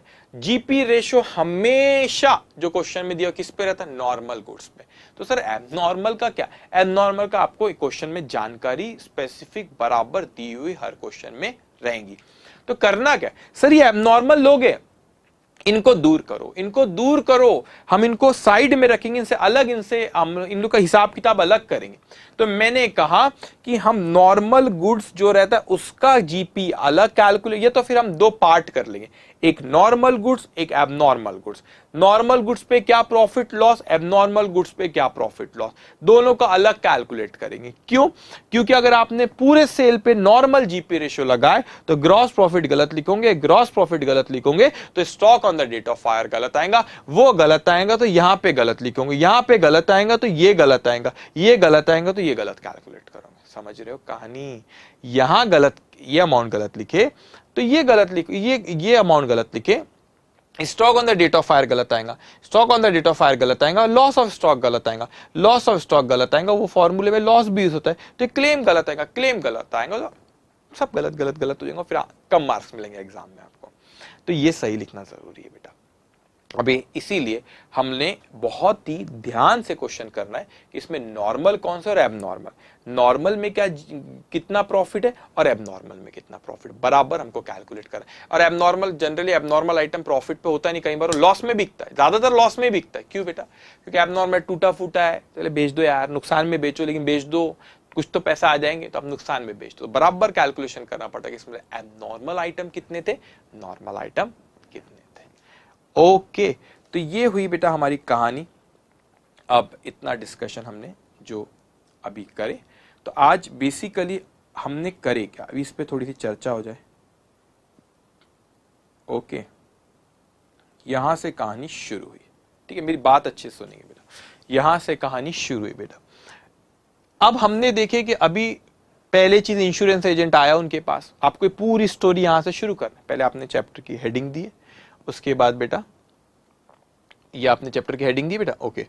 उसके बाद आपने इंट्रोडक्शन लिखे, उसके बाद ये सारी चीज लिखी। तो हमने उसको बोले कि पॉलिसी निकालो, उसने बोला स्टॉक 50 लाख का रहता है, उसने पॉलिसी निकाला। इस चैप्टर में दो चीज मेन है, वो तो एक क्वेश्चन उस पर करेंगे। तो फिर हमने देखे claim of loss of stock, मतलब जिस स्टॉक के जलने से कितने का नुकसान हुआ।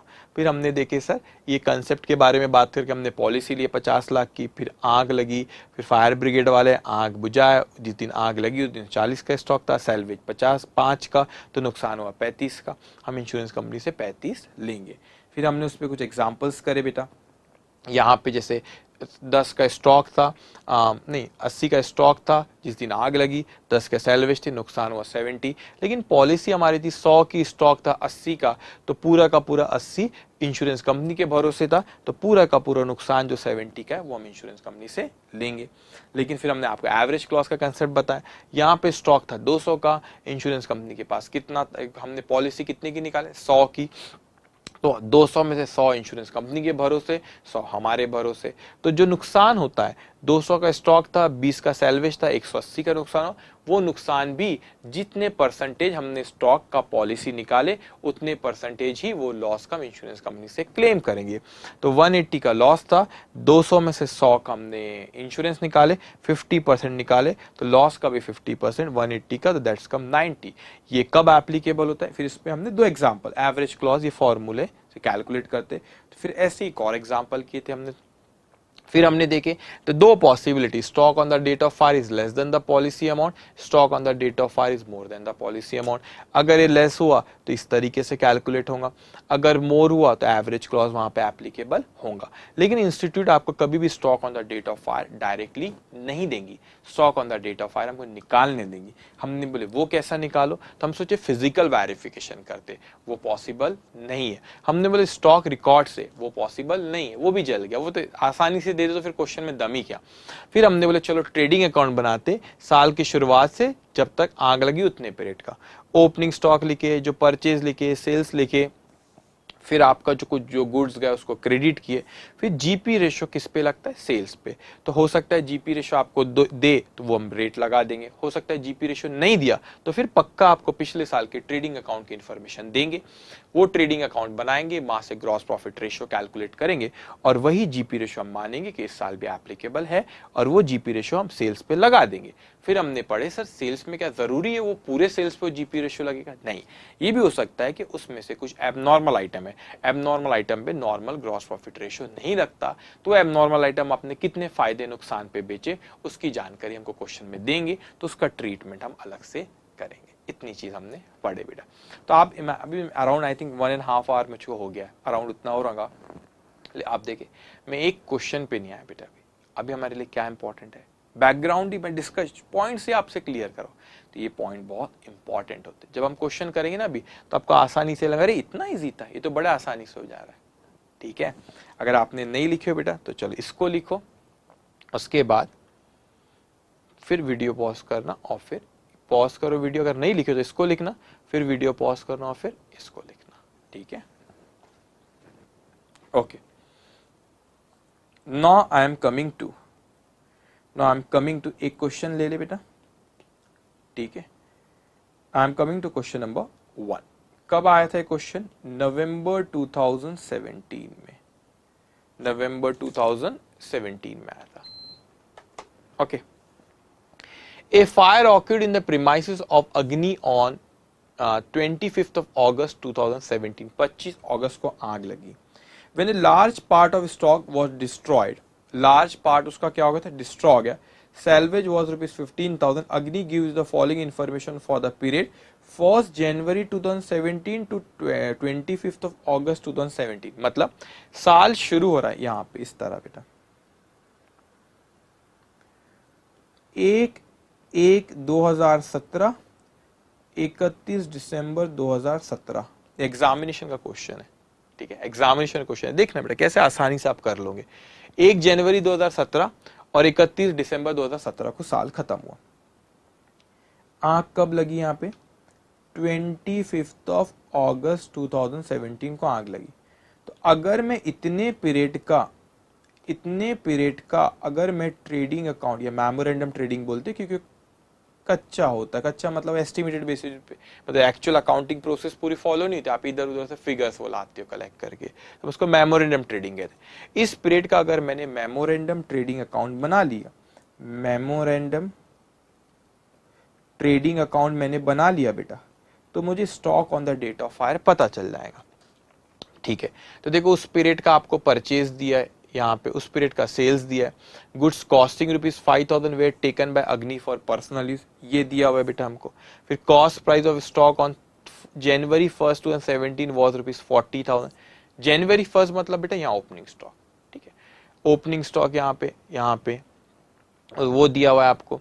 उसके बाद कहते हैं over the past few years Agni has been selling goods at a consistent gross profit margin of 33 1/3 पर। हमेशा याद रखना जीपी रेशियो, जब आपको प्रॉफिट कुछ बोला नहीं तो हमेशा किस पे मानेंगे, सेल्स पे। तो हमेशा किस पे मानोगे इसको, सेल्स पे, क्योंकि जीपी रेशियो किस पे होता है बेटा, सेल्स पे होता है।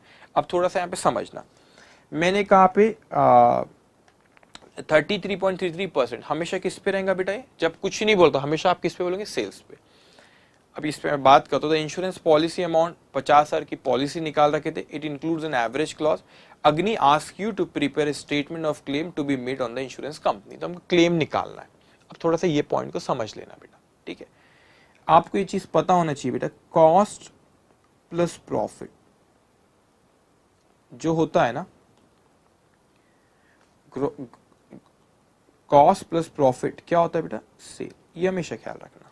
ठीक है, अभी मैं परसेंटेज वाइज बात कर रहा हूं। मुझको कहता है कि प्रॉफिट जो है 33.33% है, चलेगा ऐसा बोला, 33.33% है प्रॉफिट। किसका होता है बेटा, ऑन सेल्स नहीं लिखा, लेकिन कुछ नहीं बोला तो अपन किसका बोलते हैं, अपन हमेशा ग्रॉस प्रॉफिट मार्जिन बोला तो gross profit margin on sales पे रहता है। तो सेल्स का हमेशा, जिसका ये प्रॉफिट किसका 33.33% है, सेल्स का, तो सेल्स को क्या लेंगे आप यहाँ पे 100। अब आपको पता है कॉस्ट प्लस प्रॉफिट सेल्स होता है बेटा, तो बताओ अगर प्रॉफिट 33.33 है, सेल्स 100 है, तो कॉस्ट कितना होगा? कॉस्ट होगा आपका 66.67। 66.67। तो सबसे पहले मैंने प्रॉफिट लिखा, फिर ये सेल्स, इसका सेल्स का था, तो जिसका रहता है उसको हमेशा 100 लेना, तो ये 100। तो यहाँ पे ऐसी कौन सी फिगर होंगी जिसमें 33.33 ऐड करे होंगे, तो 100 आएगा। यहाँ पे फिगर होंगे 66.67। तो क्या मैं इसको कुछ अलग तरीके से करूं, क्योंकि मैं सेल्स के, अपने सेल्स पे 33.33% लूंगा, तो अब कभी कभी कहते हैं 0.33% है, वो पॉइंट की वजह से ना थोड़ा 4-5 रुपए आगे पीछे हो जाता है। तो एक्यूरेट कैलकुलेट करना, तो मैं आपको, क्या मैं इसको ऐसा लिख सकता हूँ? आप बोलेंगे सर कैसा लिखना चाह रहे हैं आप? क्या मैं इसे ऐसा लिख सकता हूँ कि ये 1 है, ये 3 है, ये 2 है? बोलेंगे सर क्या लिखे आपने 132? देखो, अगर ये 33.33 है बेटा, ये 1 है, तो सेल्स 100, तो 100 का है ना, ये 100 का 1/3 है कि नहीं? 100 अगर 3 है, देखो 100 का 1/3 है कि नहीं? करो 100 टाइप करो कैलसी में, 100 करे बेटा, डिवाइडेड बाय 33.33 करो, आया? आ रहा होगा 3.0000 ऐसा आ रहा होगा, है ना? मतलब ये जो सेल्स है, वो सेल्स का ये 1/3 है, तो ये अगर 1 है तो सेल्स उससे 3 गुना ज्यादा है। तो ये देखो, इससे इसको, या तो फिर आप ऐसे करो, 33.33 मल्टीप्लाई बाय 3 करो, 99.99 आ रहा होगा। मतलब सेल्स का, ये प्रॉफिट का 3 गुना क्या है, 3 गुना ज्यादा क्या है आपका सेल्स। तो प्रॉफिट अगर 1 है तो सेल्स कितना है बेटा आपका? 3 है। तो आप मेरे को बताओ यहाँ पे कौन सी फिगर होंगी जिसमें 1 ऐड करके 3 आएगा, 2 आया होगा, यू कैन से। और आप ऑल्टरनेटिव ऐसा भी कह सकते हो कि प्रॉफिट 1 है, सेल्स 3 है, और कॉस्ट कितना है बेटा? 2। तो इसमें एक्यूरेट फिगर आती है आपकी। इसमें कभी हो सकता है पॉइंट की वजह से 2-4 रुपए आगे पीछे हो जाए, ठीक है। अगर वो 20% 30% बोलता है तो कोई प्रॉब्लम नहीं रहती, फिर आसानी से आता है। कभी पॉइंट में रहा ना तो थोड़ा सा ये तरीका बेहतर है। ओके, चलिए। अब उसने पूछा है हमको कि आप कैलकुलेट करो। क्या कैलकुलेट करने बोला उसने बेटा हमको? क्लेम निकालना है। तो मैं सोचा क्लेम निकालना तो बड़ा आसान है, stock on the date of fire. Claim निकालना तो बड़ा आसान है, stock on the date of fire minus salvage value, that is loss. और फिर देखना एवरेज क्लॉज अप्लाई कर, stock on the date of fire is more than the policy, average clause लगा। वो सब बात की बात है। Stock on the date of fire पता है कि वो जहां आग लगी, आपको 25 अगस्त को आग लगी ना, आपको क्या पता है कि उस दिन कितना स्टॉक था हमारे पास? नहीं, वो हमको पता नहीं है, और वो देगा भी नहीं इंस्टीट्यूट। वो दे दिया तो क्वेश्चन में कुछ दम ही नहीं है। So first we have to find out how much is the stock on the date of fire. जिस दिन आग लगी उस दिन स्टॉक कितना था। वो कैसे निकालेंगे? Memorandum trading account. तो हमें ओपनिंग स्टॉक दिया है उस वक्त का, परचेज दिया है, सेल्स दिया है, कुछ गुड्स आपने पर्सनल इसके लेके गया वो दिया है, जीपी रेशियो दिया है क्वेश्चन में, सारी चीजें का हम यूज करेंगे। Stock on the date of fire balancing figure निकल आएंगी, ठीक है। यहाँ पे stock on the date of fire जो है वो क्वेश्चन मार्क है, तो ये सारी जानकारी इतने पीरियड की दी है वो लिखेंगे, तो stock on the date of fire balancing figure निकल आएंगे। वो निकल आया तो फिर तो क्वेश्चन आसान है, ठीक है। चलो लिखेंगे। और ये सब जो चीजें मैं लिखता हूँ ना, कलाकारी, आप जरूर, आप अपने, मेरे जो नोट्स है ना, मेरी जो बुक आपको दी हुई बेटा, उसी में लिख दिया करो जहाँ पे पॉइंट है। इतनी अंडरस्टैंडिंग देंगे आपको, अच्छा छोटे छोटे पॉइंट में एक्सप्लेन करता हूँ इतनी। बिलीव मी, जब सिलेबस खत्म होगा आपने ऐसी पोजीशन में रहना चाहिए कि मैं बोला आपको आज पेपर दो तो आप बोलना चाहिए सर आज हम अकाउंटिंग का पेपर देते, ऐसी तैयारी होना। बस मैं जो बोल रहा हूं उसको आप प्रॉपर करोगे। आपको रोज प्रैक्टिस ड्रिल में होमवर्क दिया जाएगा, होमवर्क करो, होमवर्क करो, प्रैक्टिस ड्रिल के क्वेश्चन बराबर करते जाएंगे आप। ये करेंगे आप, यहाँ पे जो क्वेश्चन रेगुलर करो, बिलीव, बस साथ साथ में चलते जाओ। बिलीव मी, जब सिलेबस खत्म होगा आपको इतना कॉन्फिडेंस रहेगा अकाउंट सब्जेक्ट में, हाँ सर हमको अच्छे से तैयारी है, ठीक है। चलिए अब लिखेंगे आप वर्किंग नोट नंबर 1। अब ये चीजें ना मैं बार बार नहीं बोलता ये लिखो ये लिखो, या आपको फट से आपने वाले सर ने ये लिखा, आपने भी कहीं लिख लिया वहां पे, तो मेन सोल्यूशन हो तो मैं बोलता ही लिखो, ठीक है। जैसे ये लिखा, अब आपने एरो देख, अच्छा सर ये समझा रहे थे, एरो देख के इसको यहाँ पे लिख लिया, ठीक है। चलो अब उसके बाद अगर नहीं लिखे हो तो लिख लो ये वीडियो, सॉरी वीडियो पॉज करके लिख लो, या तो फिर लिख लो, सिंपल है, 2 मिनट में हो जाएगा।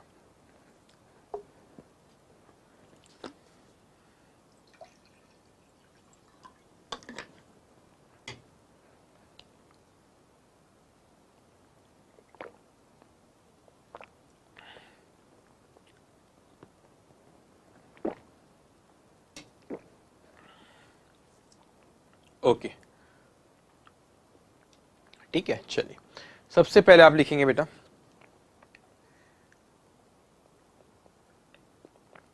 सॉल्यूशन, क्वेश्चन नंबर 1 का सॉल्यूशन। आप लिखेंगे बेटा working note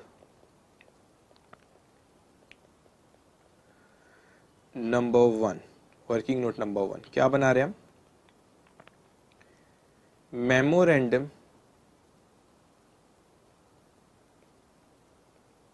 trading account for the period 1st January to 25th of August 2017। आप इसको ड्रॉ करेंगे अराउंड 6-7 लाइन का, ठीक है। और मैं आपसे पहले ही कहूँ बेटा, ज़्यादा ये सब कंसेप्ट पे ज़्यादा फोकस करना, ये सजावट पे ध्यान नहीं देना कि बीच में बराबर लाइन, फटफट अकाउंट बनना चाहिए आपको। तो आप पे किस पे ध्यान रहना चाहिए बेटा? आपका कंसेप्ट पे ध्यान रहना चाहिए, ठीक है। ये सब फटफट करे आपने, ठीक है। ड्रॉ है सब, ओके।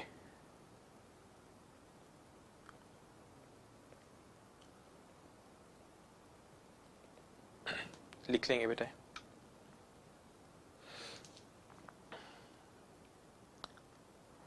ओके, ठीक है। चल,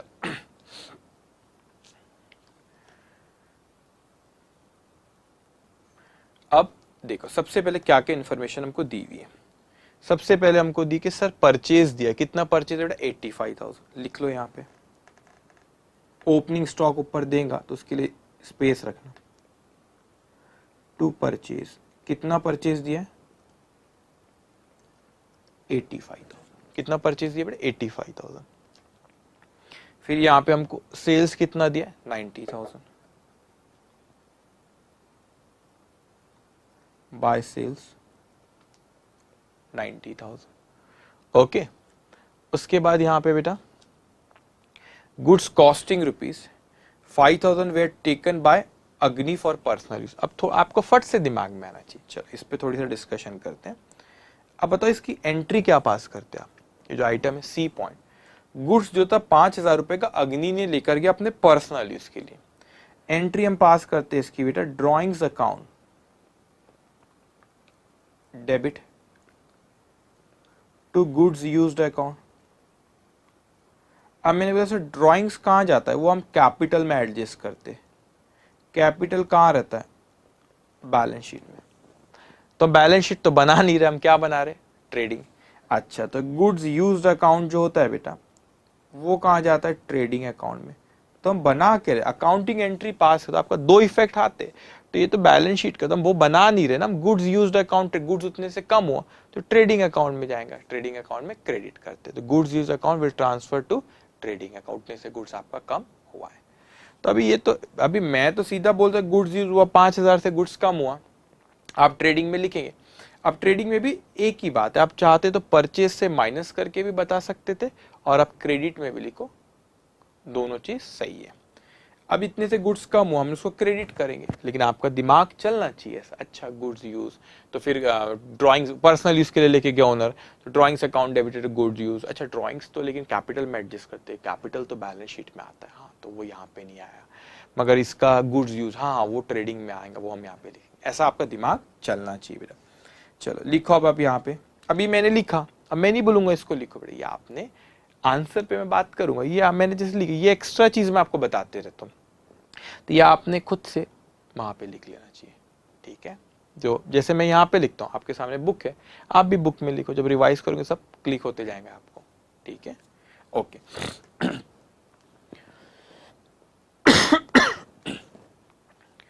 ओके, तो ट्रेडिंग अकाउंट को क्रेडिट करेंगे बेटा बाय गुड्स यूज्ड अकाउंट। आप ब्रैकेट में लिख सकते हो ये ओनर लेके गया था 5,000 रुपए का, ओके। ठीक है, अब मैं यहाँ पे ये भी चीज हमने लिख ली बेटा। उसके बाद बोलता है cost price of stock on January 1, 2017 was ₹40,000। Opening stock दिया, तो हमने यहाँ पे ओपनिंग स्टॉक भी लिख लिया बेटा, टू ओपनिंग स्टॉक।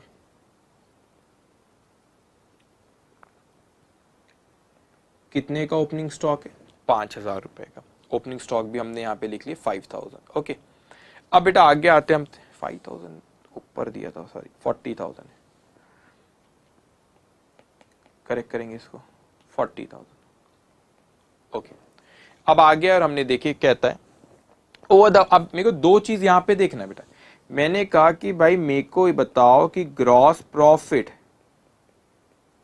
ये नहीं पता, और मेरे को यहां पे बताओ stock on the date of fire, stock on the date of fire. तो अगर ये पता चल गया तो वो बैलेंसिंग फिगर आ जाएंगी ना। हाँ, बैलेंसिंग फिगर ये आ जाएंगी। क्या पता चल गया? ये पता चल गया। अभी जीपी रेशियो के बारे में क्वेश्चन में बताया, वो कहता है कि जो प्रॉफिट है वो आपके सेल्स का एक है। अगर ये एक है तो सेल्स 3 है, मतलब ये 33.33% सेल्स का, तो सेल्स 100 है तो ये 33.33% है। तो इसका मतलब अब मेरे को बताओ ये तीनों में से कौन सी जानकारी मेरे को पता है। मैं अमाउंट वाइज लिखता हूं यहाँ पे, वाह, अमाउंट वाइज लिखता हूं। तो तीनों में से मेरे को सेल्स पता है बेटा 90,000। मैंने कहा ये 90,000 मुझको पता है, मुझे ये पता लगाना है। तो मैं पता लगा सकता हूं क्या बेटा? पता लगा सकता हूं क्या?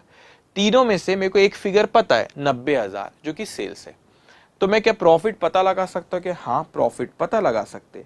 तो क्या मैं ऐसा कह सकता हूं 90,000 अगर ये 90,000 अगर ये जो 90,000 है वो कितना है बेटा? सेल्स है ना, ये सेल्स, सेल्स कितना है? 3। 90,000 अगर 3 है तो मेरा प्रॉफिट 1 है।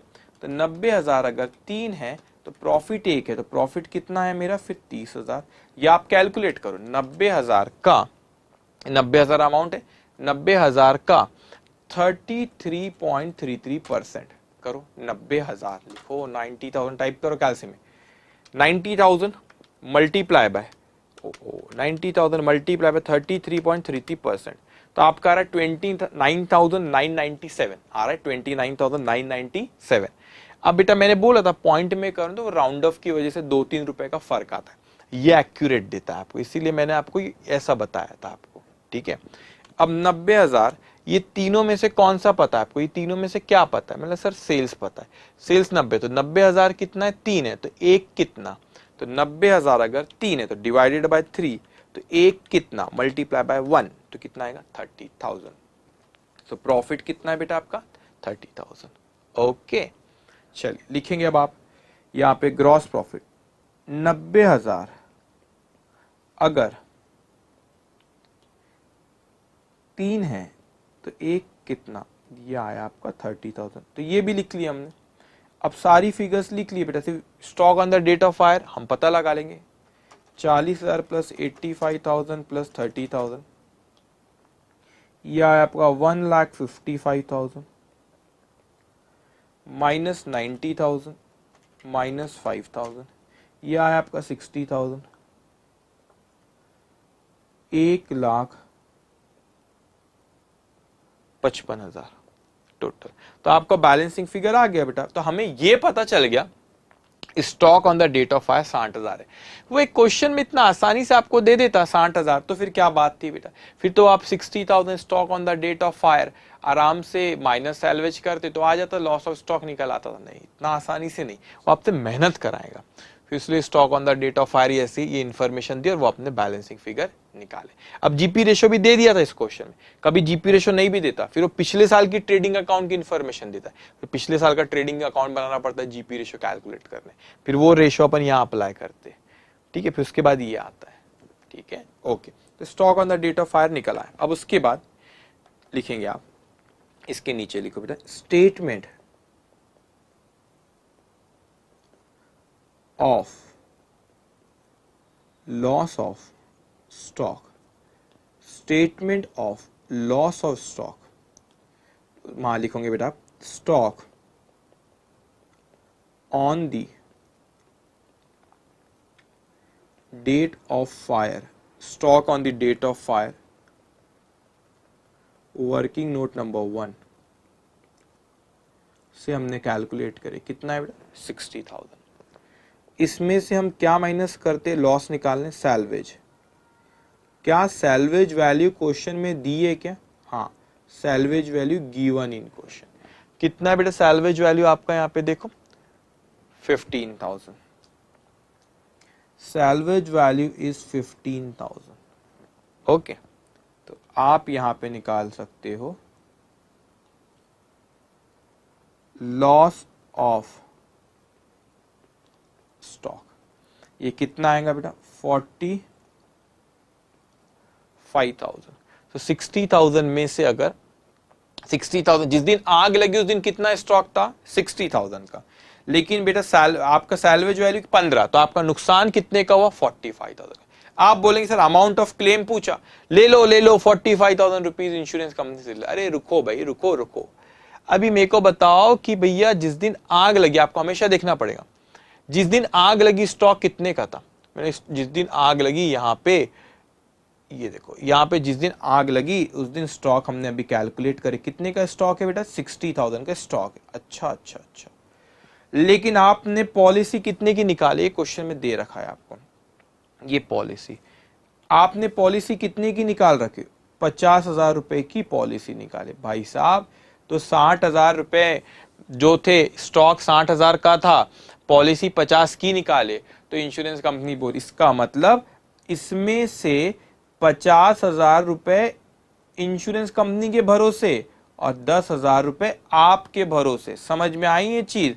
क्योंकि stock on the date of fire is more than the policy amount. Stock उस दिन था 60,000 का, आपने पॉलिसी निकाले 50,000 की, तो इंश्योरेंस कंपनी कहती है अच्छा स्टॉक था 60,000 का, आपने पॉलिसी निकाले 50 की, तो 50,000 का स्टॉक हमारे भरोसे, 10,000 का स्टॉक आपके भरोसे, तो जो नुकसान हुआ हम इसी प्रपोर्शन में बांट लेंगे 5:1 में।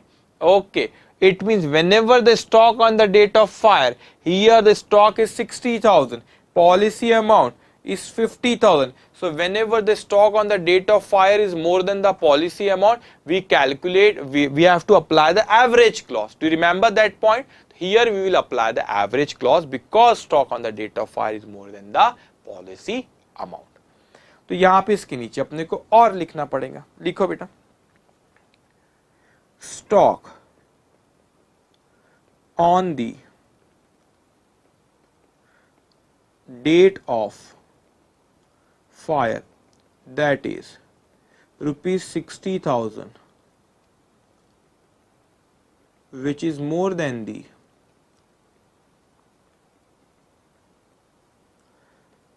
policy amount,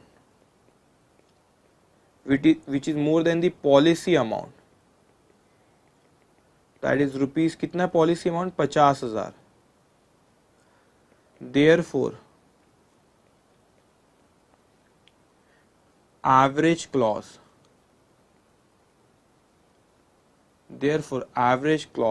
will apply। क्या अप्लाई आएगा बेटा, इसलिए average clause will apply. So in that case how we calculate the amount of claim?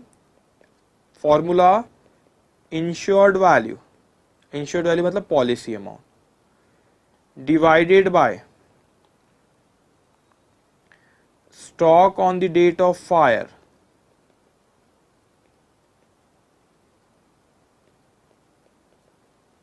Multiply by loss of stock. तो आप बताओ बेटा इंश्योर्ड वैल्यू कितनी थी, आपने पॉलिसी कितने की निकाले? मैंने कहा सर पॉलिसी तो मैं निकाल रखा था 50,000 की। अच्छा, तो बताओ मेरे को स्टॉक कितना था 60,000। अच्छा, तो बताओ कितने प्रतिशत, 50,000 कैलसी में टाइप करो, 50,000 डिवाइडेड बाय 60,000, तो अरे 0.833 मतलब 83.33% का ही इंश्योरेंस निकला था। आपका जो स्टॉक था जिस दिन आग लगी उसमें से 83.33% का ही आपने इंश्योरेंस निकाल रखे थे। तो आपका जो नुकसान हुआ ना 45,000, उसका भी 83.33% ही वो इंश्योरेंस कंपनी हमको देंगी। तो 50,000 divide by 60,000 multiply by 45,000, this come 37,500।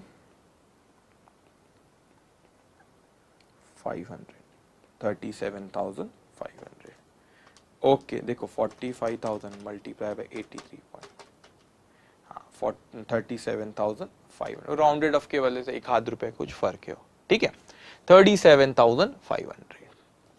Okay तो इस तरह का when we apply the average clause बेटा, when stock on the date of fire is more than the policy amount, stock on the date of fire 60,000, policy amount is 50,000, in that case average clause will apply। अब हम insurance company को बोलेंगे देखो देखो 60,000 का stock था जिस दिन आग लगी, लेकिन 50,000 हमारे भरोसे था, 50,000 सॉरी आपके भरोसे था, 10,000 हमारे भरोसे था। तो जिस केस में स्टॉक जब पॉलिसी अमाउंट से ज्यादा होता है एवरेज क्लॉज लगाते, तो जो नुकसान होता है उसको भी आप प्रोपोर्शनेट बांटते हो। ओके तो आज बेटा फर्स्ट सेशन था हमारा, तो हम इस पे ज़्यादा अभी और क्वेश्चंस नहीं कराता। ऑलमोस्ट जो आपके सेशन रहेंगे अराउंड 2 आवर्स के हमारे रहेंगे, और आपको जैसे एक शीट दी गई उसमें लिखा हुआ है लेक्चर 1 में क्या करा गया, लेक्चर 2 में, तो ट्रेस करना भी कोई मुश्किल नहीं। Now you know what I am going to cover in lecture 2, वो शीट में लिखा हुआ रहता सारी चीज़ें।